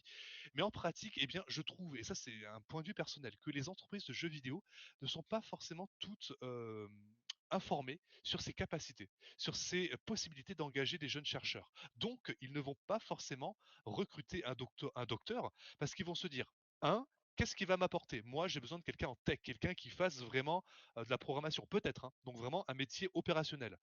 Peut-être que cette personne, elle était développeuse ou elle était infographiste au tout début. Donc elle a peut-être déjà une compétence. Mais les entreprises, et notamment de jeux vidéo, doivent comprendre que engager un docteur, c'est engager une expertise sur un sujet, sur une problématique, autour d'un thème. Est-ce que vous voulez un exemple? Oui. Totalement, oui. Oui, eh bien, je vais citer des personnes que j'ai rencontrées il y a peu. C'est l'entreprise The Side Crew. Donc, c'est une entreprise de VR qui est basée à Toulouse, qui font des jeux vidéo pour les entreprises. Et je parle bien de jeux vidéo pour les entreprises, pas de serious game. Et ils ont engagé une jeune docteure, enfin une docteure en tout cas, donc une personne qui a soutenu sa thèse pour tout l'aspect inclusion. Parce qu'en fait, ils font un jeu qui se nomme Recover. Vous pouvez aller sur Internet, hein. Ce jeu sera accessible prochainement. Donc, The Side Crew du jeu Recover. Et ils ont engagé une docteure, ce qui est narrative designer. Donc, elle est narrative designer et elle est aussi chercheur qui a travaillé sur l'inclusion. Et c'est ça que je trouve bien parce qu'ils ont engagé quelqu'un qui peut travailler, qui a une expertise à apporter, mais en plus qui a une réflexion intellectuelle autour d'un sujet Et qui est opérationnel. et qui est opérationnel. Et c'est ça que les entreprises ne doivent pas oublier. Tous les docteurs ont un master. Et De donc, base. voilà, un master de base. Donc, ça veut dire qu'on a quand même une expertise. Alors, c'est vrai qu'on n'a pas de l'expérience professionnelle opérationnelle, mais on est capable de faire des choses. Après, il y a les prétentions salariales. On ne va pas se le cacher qu'un docteur, c'est un bac plus 8 minimum, eh bien, va peut-être demander un peu plus qu'un master. Et encore que, ça peut se négocier. Mais je veux dire par là, il apportera une expertise, un savoir-faire, une réflexion que les autres entreprises n'auront pas. Et qu'est-ce que ça peut être? Ça peut être par exemple sur l'aspect économie dans les MMORPG, par exemple. Si vous avez quelqu'un, par exemple comme moi, qui a étudié les MMORPG, je peux vous dire que sans être non plus un expert mondial, je commence quand même à avoir une certaine expertise sur comment fonctionnent les guildes, ce que l'on peut avoir, ce que l'on peut développer. Concrètement, des entreprises comme Square Enix et compagnie pourraient parfaitement me recruter pour agrémenter, pour améliorer tout le système de acquisition de compétences, ce que l'on appelle de manière plus théorique le serious gaming, c'est-à-dire tirer profit du jeu vidéo pour un profit personnel ou professionnel. Voyons, je peux apporter quelque chose aux entreprises, une réflexion pour, on va pas se le cacher, mieux vendre le produit après, quelque part. C'est vrai. D'ailleurs, en rebondissant par rapport au master, comme tu as énoncé, c'est vrai qu'en France, il existe différents types de masters qui forment aux jeux vidéo, mais aussi des masters informatiques ou des masters plus divers. Et tout à l'heure, tu as fait mention qu'il y avait effectivement deux types de masters qui existaient, ou du moins deux types de mémoires qui existaient, les mémoires de recherche, plus orientées, qu'on appelle académiques, Tout à fait. et des mémoires professionnelles, qu'on appelle dans le milieu plutôt industriel.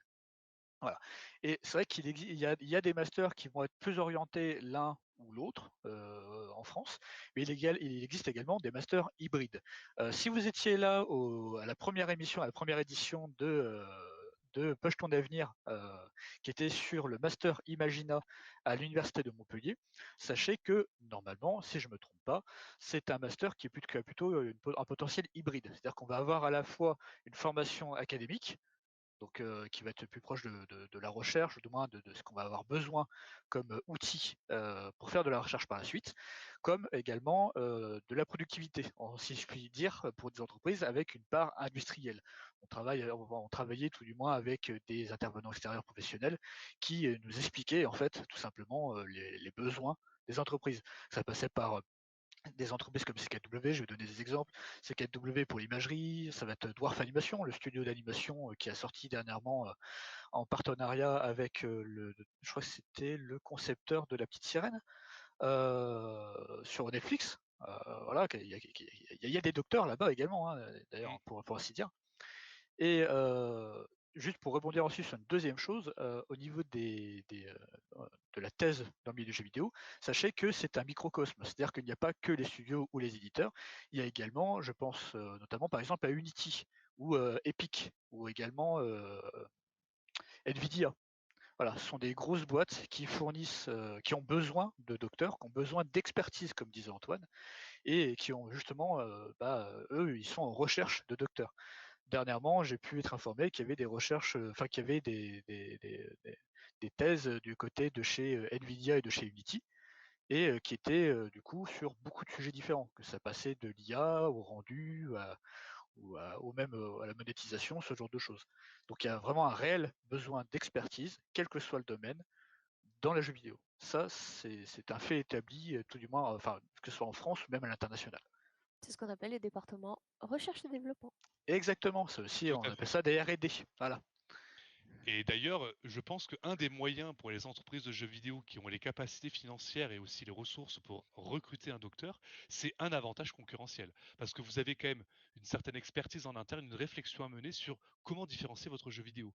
Et si vous voulez d'autres exemples, tous les jeux que l'on voit sur des gameplays un peu innovants, les émotions que l'on met dans les jeux vidéo, tout ça, c'est pas né comme ça de manière intuitive. Il y a des recherches qui sont faites. Donc au-delà, quelque part, au-delà, si une entreprise ne peut pas recruter un docteur ou une docteure, eh bien, les entreprises doivent lire. Moi, je les encourage. S'il y a des professionnels qui m'écoutent, là, des collègues, parce que je connais quand même pas mal de personnes qui travaillent dans les entreprises de jeux vidéo, lisez des articles de recherche sur les jeux vidéo. En français, en anglais, peu importe. Ça apporte une réflexion, un autre point de vue, une critique sur ce qui se fait. Et ça ne peut faire que grandir la réflexion que l'on a en tant que concepteur ou conceptrice de jeux vidéo. Moi, je les encourage énormément à ne pas rester sur leurs acquis et à grandir aussi intellectuellement. Merci beaucoup pour cet apport. Euh, Je vais juste proposer de faire une petite pause parce que ça fait un petit moment qu'on discute maintenant et Moi, puis je suis bah, très on bien là. commence à, Ouais. on commence à faire soif quand même hein, au bout d'un moment. voilà. Ok, bah du coup on revient d'ici 1 minute ou deux, le temps juste de se rafraîchir, de faire ce qu'on a à faire, et on revient tout de suite pour le reste des questions, puisqu'on a quelques questions qui sont super intéressantes et pertinentes qui ont été posées par nos viewers et dans lesquelles Antoine pourra y répondre. Avec plaisir. Voilà. À À tout de tout de suite. suite.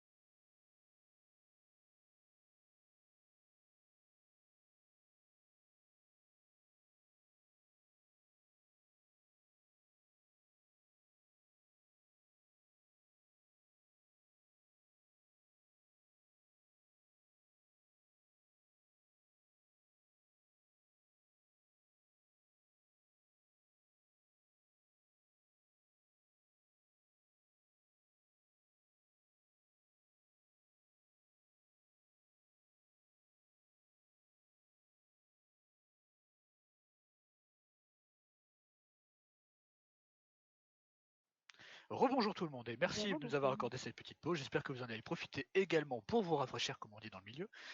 Du coup, on retrouve Antoine et Elodie et moi-même Cédric pour continuer sur cette discussion autour de la thèse dans le milieu du jeu, avec des nouvelles questions et une dernière question qui vient d'apparaître qui est énorme. Mais on va d'abord quelques questions précédentes. Je vais faire le pavé César. Voilà. Pavé Merci. César. Bah, c'est bien, il est actif, c'est cool, j'adore. Du coup, une question qui a été posée il y a un petit moment, il y a des concours, genre par exemple ma thèse en 180 secondes, où apparemment tu y aurais participé. Oui. Ouais, voilà. C'est vrai. Où on doit présenter sa thèse en 3 minutes, 180 secondes. La question étant, quel est l'intérêt de ce type de concours? Est-ce que c'est vraiment pour attirer l'attention éventuelle d'écoles doctorales ou de financement, par exemple? Alors déjà, c'est vrai que ce concours-là, donc ma thèse en 180 secondes, je l'ai fait en dernière année de thèse et c'est une expérience incroyable. Pourquoi? Donc à quoi ça sert? Déjà, ça vous sert à synthétiser, comme je disais, à expliquer, à raconter votre thèse avec des mots très simples et en 3 minutes.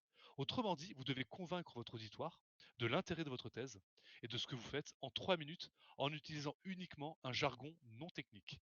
Donc ça dépend des disciplines. Si vous commencez à parler de protozoaires en biologie, en molécules, hop, hop, hop, hop, ça on oublie. Alors sans non plus prendre les gens pour des idiots en disant t'as vu ça? Bah, ça fait ça. Non, peut-être pas quand même. Là. Il y a un juste milieu. Donc, à quoi ça sert? Bah, ça sert donc, comme je disais, à synthétiser les recherches pour le doctorant. Savoir comment on en parle en une phrase très courte. Voilà, c'est en 3 minutes. Ça permet aussi de pouvoir faire connaître sa thèse à d'autres gens. On va pas se le cacher, c'est public. Pareil, c'est un concours. Et donc, dans la salle, il peut y avoir donc des enseignants-chercheurs, des doctorants, des entreprises, et on peut être repéré. Et on va pas non plus se le cacher pour finir, c'est un concours, c'est pour le plaisir de la compétition et de se donner un challenge. Parce que c'est un défi oral, clairement. C'est un exercice oral qui est qui demande beaucoup de préparation, pardon. Toutes les personnes ne sont pas capables, enfin en tout cas de manière naturelle, en 3 minutes d'expliquer bien son concept. Si vous voulez d'autres exemples en analogie, regardez des émissions sur YouTube où vous avez des YouTubeurs et des youtubeuses qui en un certain temps expliquent un concept. Moi, un exemple, j'ai Poisson Fécond par exemple pour le citer, qui fait des 360 secondes. Bah, c'est pareil, expliquer un thème en une certaine durée, c'est un challenge. Donc c'est un beau challenge à avoir. Il me semble que ma thèse en 180 secondes est également présente sur YouTube, je crois. Il y a des Oui, diffusions, non? tout à Voilà. fait. Tout à fait. Donc vous pouvez trouver ma thèse en 180 secondes sur YouTube. Je crois que ça a été relevé par un des membres du chat, Ouais, que justement, il t'avait trouvé sur YouTube. ouais, c'est très naïf. Alors c'est vrai quand je me regarde, je me fais oh, Ça va, non. oh là là, parce que bon, j'étais stressé, hein, on a du stress, mais ça apprend aussi à gérer son stress. Je peux vous dire que la thèse, en règle générale, mais aussi ce concours, apprend à gérer son stress et son anxiété. Tout à fait. Et en plein milieu, tu vas dans un monastère et tout. Tu deviens ermite, tu reviens transformé. C'est ça. En Et tout cas, d'ailleurs, merci. ouais, petite info, quand j'avais fait ma Oui. thèse en 180 secondes, j'avais France 3 Héros qui m'avait interviewé. Donc il y a aussi une émission sur France 3. Enfin, c'est sur YouTube aussi, j'avais mis le lien. Et on me voit en pleine préparation, c'est assez marrant. Ça me rappelle quand France 3 sont passés pour, il me semble, pour la Game Jam à laquelle on était tous les deux, La enfin tous les Climate trois. Game Jam. Ah oui, oui, la Climate Game Jam. Ouais, je crois que maintenant Antoine n'était pas là. Non, j'étais pas là pour ça. Non, non, non, j'étais pas là. Ouais. Ah, dommage. Oui, C'était bien du Game Jam. parce que On pour avait les, fait avec Antoine justement. oui, pour les gens du chat, oui, effectivement, on s'est rencontrés lors Ouais. d'une première Game Jam, tous les trois. La Serious Game Jam, qui était, il me semble, à La Montpellier, Serious Game mais Jam? Non, les non, du Game Non, Jam. les les du Game du Jam Game plutôt, Jam, ouais. ouais. C'est ça. Les du Game Jam, ouais, c'est ça, avec le ministère de l'Éducation nationale. Voilà, donc on se connaît depuis belle lurette. Mm. Et c'est super, c'est super. Donc, je pense avoir répondu à la question. Oui, oui, si Rotachine, je crois, si tu as d'autres questions ou si on a bien répondu, n'hésite pas dans le chat à nous faire savoir. Et Rotachine qui est un Oui, étudiant à moi. ah, Ah. oui, tout à fait. Sauf si je me trompe, mais c'est un étudiant à moi. Donc salut à toi. Il dit oui, tout à fait, donc je pense que c'est bon. Et là, du coup, on va s'attaquer, je pense, au pavé César. Allez, vas-y, on est prêt. Non? À moins que tu aies une autre question. Celle-là, Oui, effectivement. voilà, Oui, oui, oui, non, c'est voilà. vrai, je suis bête, pardon. Alors, est-ce qu'on peut avoir un doctorat dans le domaine du jeu vidéo après un master dans l'informatique, où il faut un minimum un lien entre le master et le doctorat? Ah, très bonne question. Ah, toutes les questions que vous posez, elles sont super, hein. Au passage, Merci le chat, voilà, effectivement. merci le chat, des questions pertinentes. On peut faire sa thèse sur tout et n'importe quoi, de base. J'entends par là que on peut étudier tout et n'importe quoi. On peut étudier à la fois les clubs de football, on peut étudier les jeux vidéo, on peut étudier les babouins, on peut étudier la Terre, on peut étudier la Lune. Il y en a même, et il en faut, des gens qui étudient le caca. Eh oui, eh ben oui. Donc, il y a des tests sur tout. Bon, on va pas se le cacher. Il faut quand même qu'il y ait un lien entre le master que vous avez fait, et votre formation, et le sujet de thèse. Typiquement, moi, j'aurais jamais, même moi, pu me lancer dans une thèse en biologie. Même si j'adore les SVT, c'était ma matière favorite au lycée, j'ai pas les connaissances nécessaires pour me lancer sur une thèse aussi aboutie. Faut Par un minimum contre, savoir de quoi on parle quand on lit les voilà, papiers, quoi. tout à fait. C'est Et mieux. donc, je me suis dit, moi, étant en management, je sors d'une école de management, je vais m'intéresser à l'effet que ont les jeux vidéo sur l'individu et des compétences vraiment qu'il peut développer, que ce soit des soft skills, la créativité, l'imagination, l'empathie, l'altruisme, etc., que des compétences techniques ou des compétences managériales, comme j'ai fait dans ma thèse. Et c'est un peu sur quoi je travaille. C'est-à-dire que je prends le jeu vidéo, qui est donc mon terrain d'étude, c'est un peu ma cour de récréation, si vous souhaitez voir ça comme ça. C'est mon laboratoire, en fait. C'est mon laboratoire. Et je me pose des questions. Voilà, je me pose, mais est-ce qu'on peut développer des compétences avec tel jeu? Est-ce qu'avec tel jeu, on peut améliorer l'inclusivité des personnes en situation de handicap, par exemple? C'est une question qu'on peut se poser. Donc, on peut se poser plein de questions et on tente d'y répondre. Donc, à la réponse, si on doit donner une réponse, pardon, oui, il faut un minimum quand même de lien entre le master et la formation. Et si on peut donner un lien, c'est bon, c'est gagné. Si tu as enfin la personne qui a posé la question, je peux répondre, hein, je veux dire par là en informatique, eh bien il faut que c'est un lien avec l'informatique, de près ou de loin, mais pas forcément programmation, d'accord? C'est ça qu'il faut s'entendre dire. Après, Donc un minimum. en général, le prototypage, c'est quand même un élément important, notamment pour un informaticien, Oui, dans certains tout à trucs. fait. Et je peux donner un exemple Eh ben vas-y, de, vas-y. Ah, vas-y. Bah, moi aussi. Je peux Ah, donner un très bien, on va exemple. donner tous les deux un exemple. Voilà. Mettons, alors je vais faire un peu mon imaginati, hein, si je puis dire. Voilà, j'appelle tous les gens du Imagina à se manifester dans le chat. Du coup, un petit exemple, si par exemple la biologie est un élément qui vous intéresse et vous voulez trouver un élément concordant par rapport à l'informatique, bah, ça peut, quelque chose sur lequel j'ai travaillé personnellement, ça va être la résilience des écosystèmes. Voilà, la résilience écosystémique dans les milieux naturels.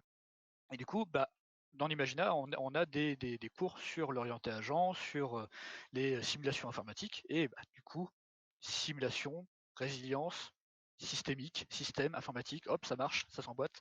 Voilà, c'est un exemple parmi tant d'autres. Mhm. En fait, il suffit juste que vous extrayez des cours que vous avez pendant le master, vous en profitez, que vous êtes dans une période de master, pour extraire éventuellement des questions que vous vous posez et dans lesquelles on n'y a pas forcément de réponse.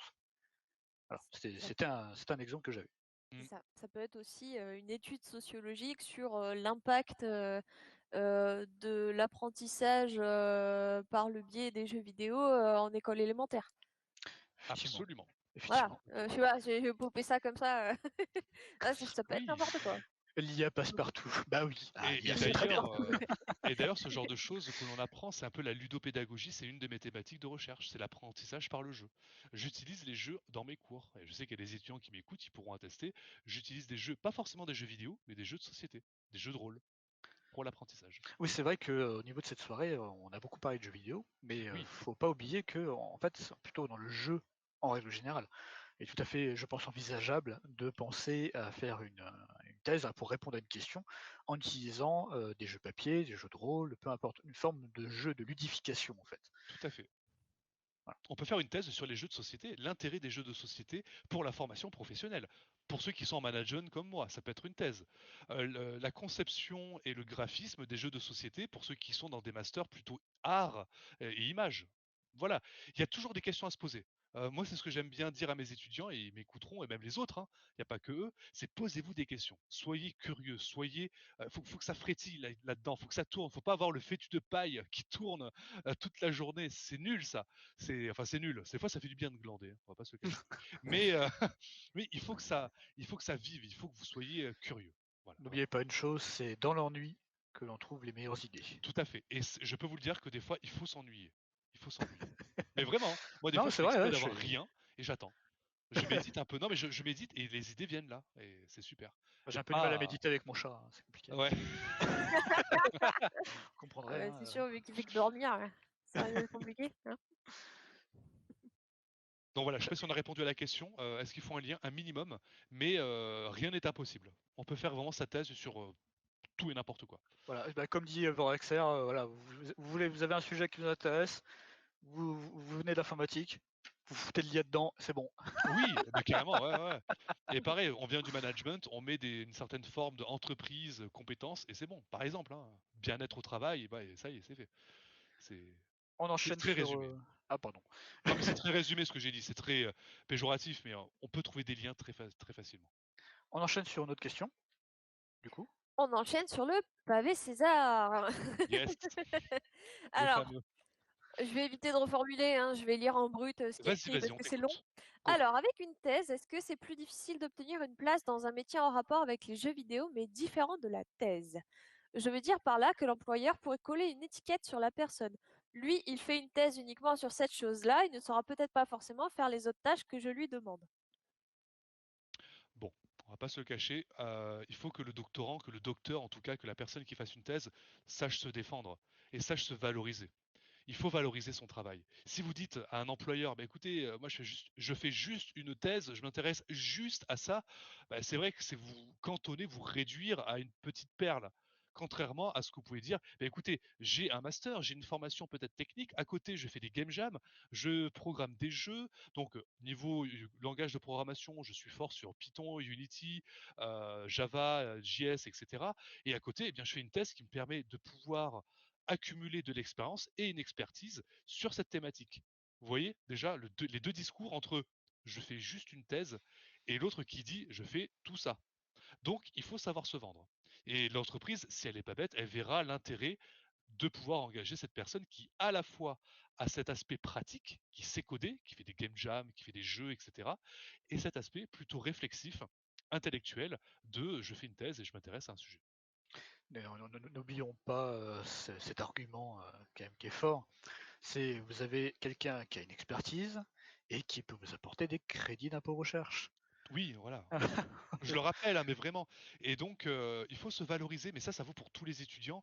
On voit souvent ce syndrome-là, c'est qu'ils disent bah, j'ai juste un master. Bah non, t'as pas juste un master. Tu as quand même Faut fait l'avoir 5 quand ans même. d'études. Faut le faire, voilà, c'est pas donné à tout le monde.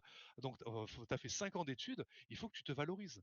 Ces fameux portfolios que vous devez faire souvent les étudiants durant vos études, c'est pas pour vous embêter qu'on les fait, c'est pour que vous puissiez vous valoriser auprès des entreprises. Moi, j'ai dû recruter des gens quand j'étais à Actiplay, en fin de mon stage, c'était assez marrant. Mais des personnes qui venaient et qui disaient bah voilà j'ai pas de portfolio, bah c'est vrai que pour un infographiste ou pour un programmeur c'est un peu dommage. Si vous n'avez pas de GitHub, de Git, de site internet à proposer, bah c'est dommage. Donc il faut se valoriser. Et comment valoriser une thèse? C'est des compétences, c'est l'expertise que vous pouvez apporter auprès de l'entreprise. Très Je sais bien. pas si ça répond. Après, C'est très bien répondu. ouais, et il faut bien sûr identifier les problématiques de l'entreprise. Une entreprise de VR, vous allez lui apporter peut-être une expertise autour de la VR. Ça paraît logique, d'accord? Vous n'allez pas dire je peux t'apporter une compétence en botanique. Alors, sauf si elle fait des jeux autour de la botanique en VR, c'est vrai, ça peut marcher, mais il faut être en adéquation, bien sûr. Mais c'est comme un profil de poste. Il faut savoir y répondre. D'accord, bah, je pense, ouais, je trouve que c'est très bien répondu. La question est vite répondue, pardon. Euh, La question est vite répondue. Non, c'est la réponse est vite, la réponse est vite répondue, je crois. donc en gros, savoir se vendre. Oui, effectivement, c'est ça, Vorexa. Oui, Il faut savoir se vendre. De toute mais façon, ça vaut pour tout le monde. ça vaut Bon, pour tout le monde, pas forcément pour un docteur. Ça vaut pour n'importe quel niveau, en fait, finalement. et attention, quand je dis se vendre, c'est pas non plus être narcissique, égocentrique, etc. Parce qu'il y en a qui disent, mais monsieur, c'est pas, on a l'impression qu'on prend la grosse tête. Non, c'est juste des faits. Vous êtes capable de faire ça, sans mentir, bien entendu. Ne dites pas que vous avez créé le meilleur jeu de tous les temps, etc. Vous êtes en train de mentir, sauf si vraiment vous avez créé le meilleur jeu de tous les temps. Mais il faut mettre des faits. Si vous C'est êtes capable de faire ça, c'est un fait. Voilà. vous avez des compétences. Voilà. Voilà ce que vous pouvez apporter à l'entreprise. En fait, ce qui est important, c'est surtout de valoriser l'entreprise au travers de vos compétences. Absolument. Voilà. J'utilise des jolis mots, t'as vu ça? Mais oui, mais c'est ça. C'est exactement ça. C'est exactement ça. Autre question qui est Oui, intéressante. alors on va Vas-y. passer sur une question qui est essentielle par rapport à la thèse. Mhm. C'est le sujet. Ah. Est-ce qu'on doit Ah oui. le créer Ouh. nous-mêmes ou est-ce que c'est conseillé de trouver une proposition déjà proposée par un encadrant? Alors, j'ai l'impression que cette personne qui pose cette question doit déjà s'être intéressée, à mon avis, à la thèse pour poser ce type de question. Alors, c'est vrai, il y a deux types d'approches. Soit, eh bien, vous répondez à un sujet comme à une sorte d'emploi. Donc, vous avez des bourses, hein, ces fameuses bourses que j'ai dit, qui ont souvent un sujet. Donc, vous avez le sujet qui est déjà tout prêt. Vous avez ce projet de thèse que l'on vous propose, comme sur un plateau. On vous dit, voilà, il est prêt. Est-ce que tu veux travailler sur ça? Premier cas. Et le deuxième cas, c'est celui que j'ai fait. C'est-à-dire que en amont de la proposition d'un sujet et en amont de commencer votre thèse, eh bien, vous commencez à discuter et à vous encadrer de quelqu'un qui va vous suivre.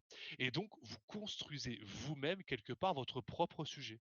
C'est pas un hasard que l'école doctorale où j'ai une bourse propose un sujet autour des serious games et de l'innovation. En tout cas, au tout début. Parce que vous savez que j'ai fait après une thèse sur les jeux vidéo plus tôt.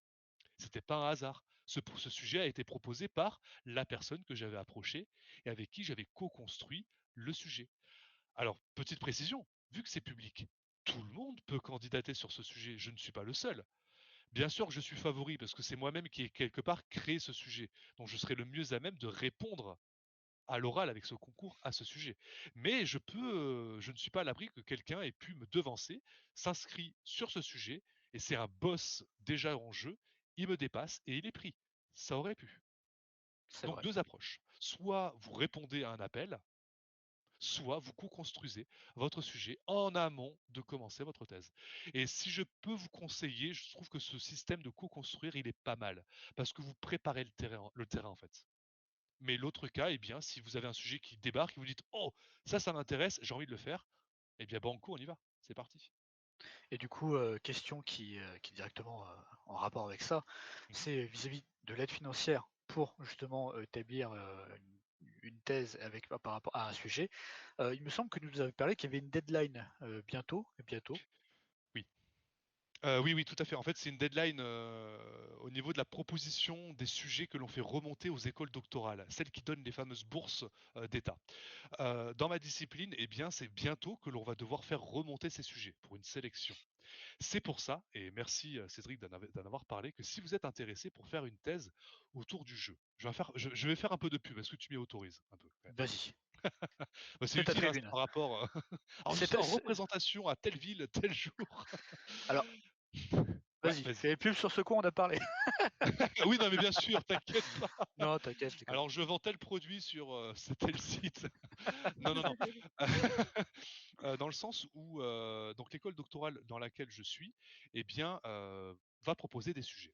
Et j'ai l'occasion de faire remonter via mon groupe de recherche des sujets de thèse. Autrement dit, eh bien, je peux faire remonter des propositions de sujets qui seront ensuite au concours pour avoir peut-être une bourse. Donc, si vous avez un projet de thèse et que vous êtes actuellement en Master 2, je dis bien c'est très spécifique aux personnes qui sont en Master 2 ou qui sont en entreprise et qui souhaiteraient bénéficier d'une bourse d'État pour réaliser leur thèse. Donc, ce fameux contrat doctoral, cette bourse qui est appelée le contrat doctoral.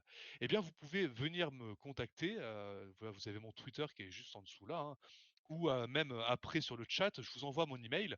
Et puis, si vous êtes en master 2 et que vous avez un lien avec le management, parce que c'est ma discipline, je pourrais, eh bien, avec l'aide d'une collègue qui elle peut encadrer les thèses, proposer un sujet et le co-construire comme j'ai fait, et vous pourriez, eh bien, bénéficier d'une thèse dès septembre prochain, d'une bourse en tout cas pour faire une thèse. Donc ça s'adresse uniquement cette année, hein, c'est chaque année. Je pourrais avoir le même discours l'année prochaine. Si vous êtes en Master 1, bah, ça sera pour l'année prochaine et ainsi de suite. Mais cette année, c'est pour ceux qui sont en Master 2 ou ceux qui ont un équivalent. Je m'adresse aussi aux personnes qui sont dans des écoles privées. Ça peut marcher aussi. Ou les écoles d'ingénierie. Tout à fait, les écoles d'ingénieurs sont ouvertes. C'est l'équivalent du grade de master en fait. Donc ça marche. Voilà, oui, du coup, c'est titre RNCP 7. Pour, Certainement, oui. Alors là, par contre, oui. voilà. Là, c'est l'administratif. Et j'avoue que j'ai pas la réponse à cette question-là. Mais c'est l'équivalent de Master 2. Voilà, pour ceux qui se posent la question pour RNCP, je vais mettre dans le chat directement un document qui a été fait avec l'association PushStart qui regroupe des formations de jeux vidéo en France. Voilà, que ça part de la licence au master, du bachelor au master et des formations autres. Donc, dedans, vous avez effectivement des définitions sur le RNCP dans le glossaire si vous posez la question. Alors la Ouais. liste, elle Ouais, est vas-y. non exhaustive, hein. Oui. voilà, on travaille tous les jours, enfin en tout cas régulièrement, à la mettre à jour en fonction de nos trouvailles. Et si je peux me permettre, pour compléter ce que je disais, s'il y a des personnes qui sont en Master 1 actuellement et qui sont intéressées pour faire une thèse, ou du moins qui se posent des questions là-dessus, n'hésitez pas à me contacter encore une fois. Je pourrai répondre à vos questions en privé. Et si vous voulez faire une thèse autour du jeu en règle générale, eh bien, ça peut démarrer dès le Master 1. Pour vous donner un exemple, moi, la réflexion de si je voulais faire une thèse ou pas, elle a démarré dès mon Master 1. Et c'était au début, je me disais, tiens, ça existe, ça, pourquoi pas? Voilà, c'était resté là et puis ça a grandi comme planter une graine et qui germe après. Donc dès le Master 1, ça m'est venu à l'idée. Que de poésie ce soir. Ouais, t'as vu la graine, l'arbre. Tout ça, tout ça. Et du coup, je Donc, pense qu'on a une dernière question. allez. Une toute dernière question. C'est quoi le postdoctorat? Ah oui. Alors le postdoc, c'est un peu son nom qu'on lui donne, hein, le post-doctorat, c'est lorsque vous êtes docteur, donc lorsque vous avez soutenu votre thèse, comme j'ai dit, vous avez, dans certaines disciplines, on va vous demander de faire un postdoc, c'est-à-dire de partir de votre université pour aller voir ce qui se fait ailleurs, dans une autre université, et même très pas de très rares cas, mais de manière très souvent, je commence à perdre mes mots, à l'étranger en fait. C'est-à-dire qu'on va vous demander de partir à l'étranger pour voir ce que font les autres universités. Donc un postdoc, c'est souvent pendant un an, c'est une période où vous allez aller voir ailleurs, clairement, c'est vous partez de votre université pour vous enrichir ailleurs, avant d'être enseignant-chercheur. Et parfois même, avant d'être enseignant-chercheur, c'est une condition à avoir. C'est-à-dire qu'en fonction de la discipline dans laquelle vous êtes, on va vous dire est-ce que tu as fait un postdoc? Et si tu réponds non, dans ce cas-là, tu ne pourras pas prétendre au métier d'enseignant-chercheur. Tu ne pourras pas te mettre sur les concours pour être enseignant-chercheur. Être maître de conférence. Ouais. Exactement. Quand je dis enseignant-chercheur, en fait, ça regroupe deux métiers, enfin deux statuts. Les maîtres de conférence, c'est le premier statut. Et sa version, on va dire, supérieure, hein, si on monte de grade, c'est professeur des universités. Donc c'est vrai que les profs que vous avez à la fac, il y a parfois des enseignants qui sont agrégés du lycée, mais souvent vous avez des enseignants-chercheurs. Ce sont soit des maîtres de conférences, comme moi, ou alors des professeurs des universités. Donc le postdoc, eh bien, c'est cette période avant d'être enseignant-chercheur. Moi, j'en ai pas fait. Parce que dans ma discipline, eh bien, ce n'est pas une obligation. Et là, ça dépend des disciplines. C'est très rare, mais dans ma discipline, j'ai la chance de ne pas. Enfin, j'ai la chance. Je ne sais pas si c'est une chance, hein, mais j'ai pu prétendre au métier d'enseignant-chercheur juste après ma thèse. Vraiment. Voilà. D'accord, merci beaucoup. Et du coup, est-ce que tu peux le répéter aux viewers, sachant qu'on va mettre les liens également, comment on Mhm. peut te contacter? Oui, tout à fait. C'est l'instant pub like and share, c'est ça? Exact. Like and subscribe. Donc déjà, j'ai un compte Twitter où je suis très actif, notamment sur les messages hein, en privé. C'est @Antoine_Cholet. Donc mon prénom et mon nom séparés par la touche tiré du 8, hein, underscore. Underscore. Underscore. Et c'est la même chose pour ma chaîne Twitch, parce que je fais des animations, je fais aussi parfois des just chatting avec des étudiants, avec des professionnels autour du jeu. Donc c'est une chaîne que j'anime. Et d'ailleurs, j'allais mettre une pub sur Push Start, mais je vais faire un blind test. Il y aura du jeu vidéo vendredi 30 avril, donc vous pourrez faire une animation. Donc comment me contacter? Antoine Cholet, donc @Antoine_Cholet sur Twitter, sur Twitch et sur LinkedIn. LinkedIn, Antoine Cholet. En fait, c'est mon prénom et mon nom partout. Tout simplement. Je n'ai pas de pseudo. Et à la question, si vous posez la question pourquoi j'utilise ma véritable identité, parce que j'aimerais que les gens me connaissent par mon nom et mon prénom dans mon métier. Tout simplement. Et pas avoir de pseudo, même si j'en ai à côté. On s'en doute pas.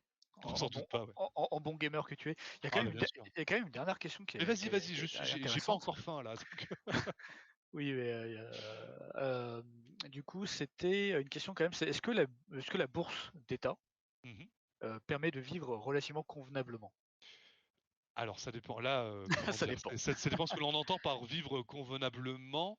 Alors à la question, ouais, il faut une précision. C'est quoi vivre convenablement pour cette Je personne? pense, alors c'est vrai Vraiment. que la question n'a pas été précisée, mais je pense que c'est en rapport au coût de la vie moyen. C'est-à-dire que si par exemple je dois choisir entre faire une thèse, sachant que j'ai pas forcément un train de vie mirobolant, voilà, Mhm. j'ai un train de vie normal comme n'importe qui. ne serait-ce que pour payer la part, enfin tous les éléments de base quand même, Les dépenses courantes, en fait. les dépenses courantes en fait, sans fioriture. Mhm. Est-ce que la bourse d'État permet de justement d'éviter de voir un travail à côté? Oui, tout à Pardon, fait. il y a la remarque dans le chat qui m'a fait rire. Riz De plus quoi? coquillette, en gros. Euh, Il est en galère financièrement. Alors, je vais rassurer, avec la bourse d'État, c'est une bourse conséquente. Je peux vous donner son montant, c'est pas caché du tout. Elle évolue hein, chaque année avec l'inflation, etc.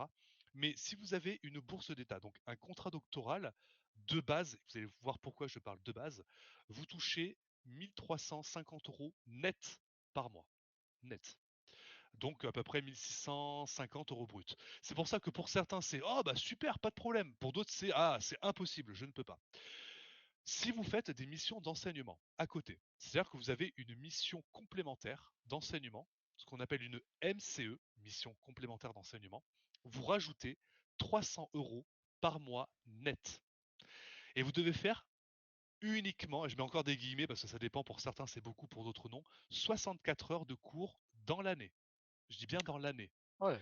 Ouais, donc c'est-à-dire c'est très intéressant, pour 64 heures données dans l'année, vous touchez 300 € de plus par mois. Donc vous atteignez facilement plus de 1 600 € net par mois avec une mission complémentaire d'enseignement.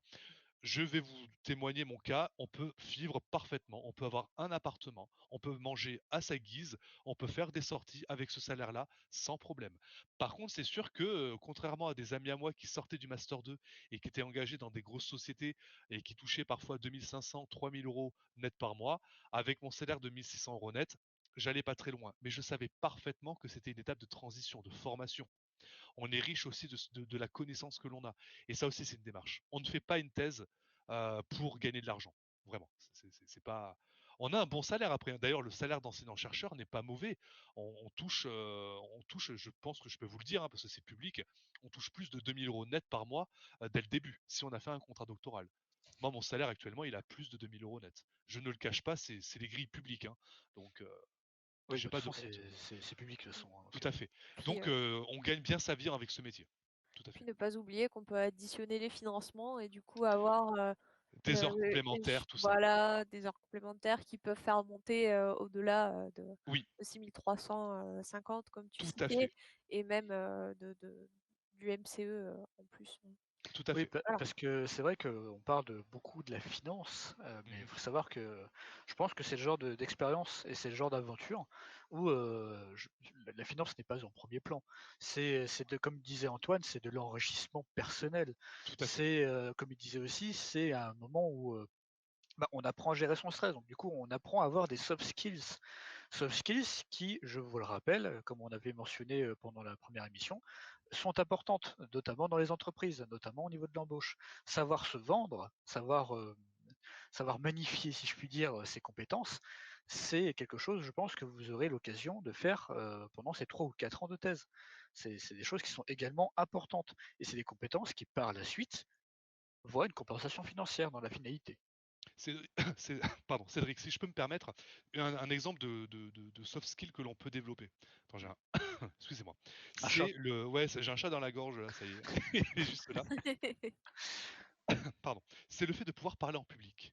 Moi, avant, j'étais pas forcément très à l'aise. Alors, j'ai fait d'autres activités à côté qui m'ont permis d'être à l'aise, mais je peux vous dire que enseigner, avoir une centaine d'étudiants qui vous regardent droit dans les yeux et qui attendent de vous quelque chose, moi je vois ça comme désolé, hein, je vois ça comme un one-man show en fait.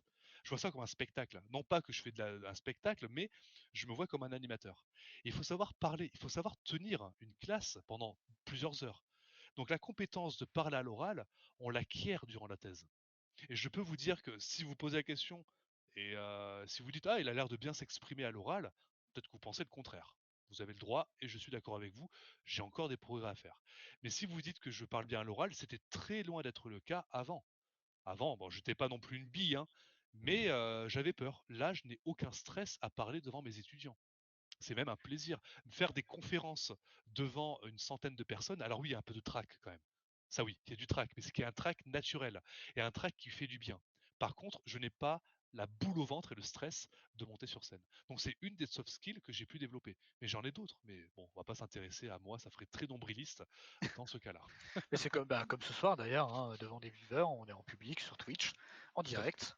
Voilà, c'est pareil, c'est le genre de compétences qu'il faut avoir et qui sont importantes. Et vraiment, oui, et vraiment, on acquiert des valeurs humaines. Voilà, la thèse, si je dois vraiment dire quelque chose, c'est qu'au-delà du document et de la science que vous apportez, vous participez effectivement à l'enrichissement de la science en général. Mais si déjà vous grandissez vous-même, si déjà vous avez l'impression d'avoir grandi, mûri sur votre réflexion, sur vous-même, c'est ça le plus important, vraiment. Si vous contribuez un tout petit peu, un grain de sable dans la science, c'est déjà génial. Et si vous avez grandi, c'est le plus important. C'est ce que m'avait dit ma directrice de thèse, et c'est la philosophie que je donnerai aux doctorants que j'encadre actuellement et que j'aurai plus tard. Voilà. Quelle belle façon Et de... c'est vrai. L'humain Eh avant. ben, sur ces belles paroles, je pense que on va faire une petite pause avant de conclure. Et, Super. et voilà. Ouais, toute petite, ne vous inquiétez pas, on revient très très vite. Hein, ça... Oui, on revient très très vite. À tout de suite. Balancez le générique de fin, juste après. À tout de suite. À tout de suite.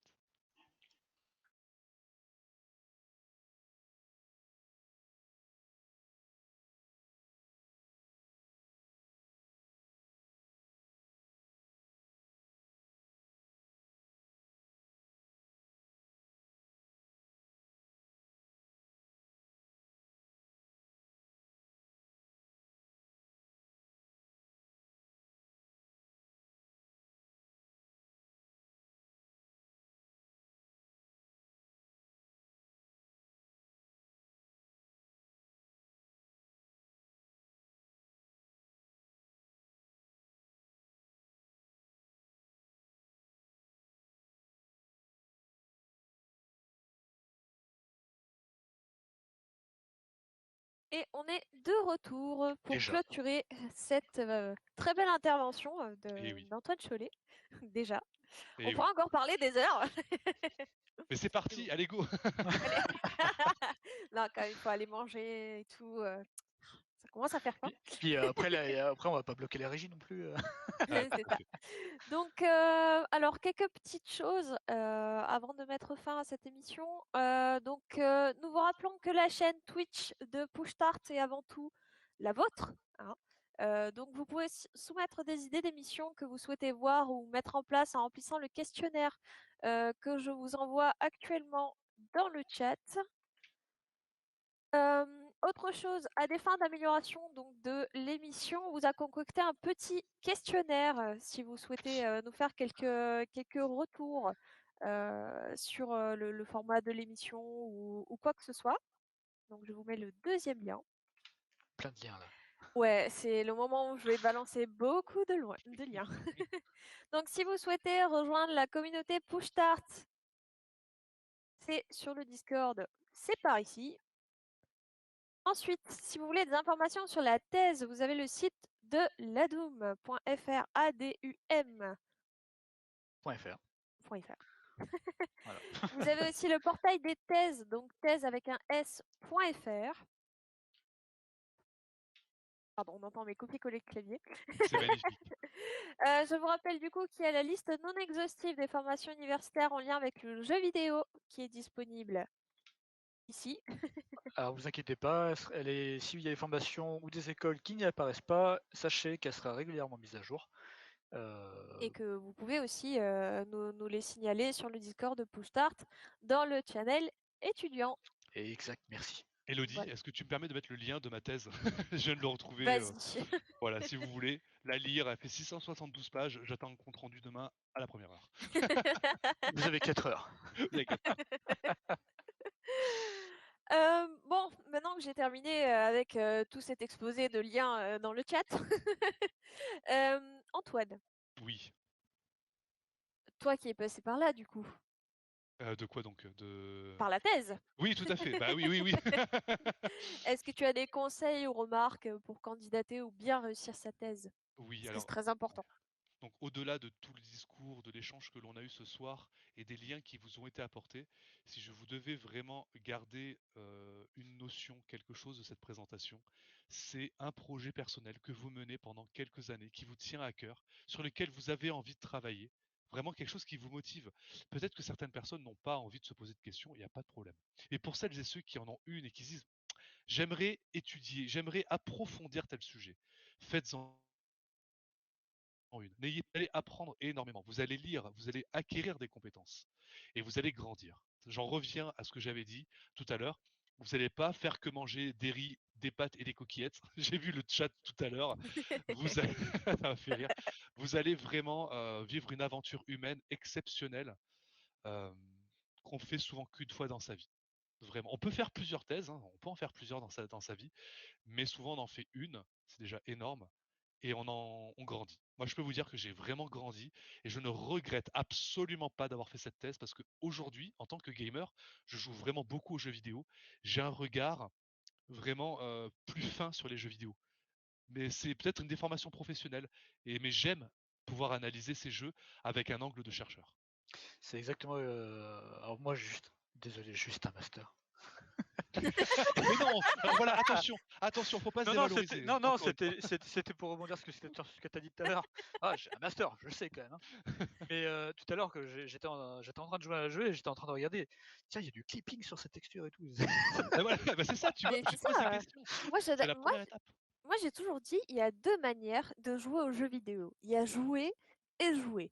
Jouer pour se détendre, on pense à rien, on passe du bon temps, on se divertit, etc.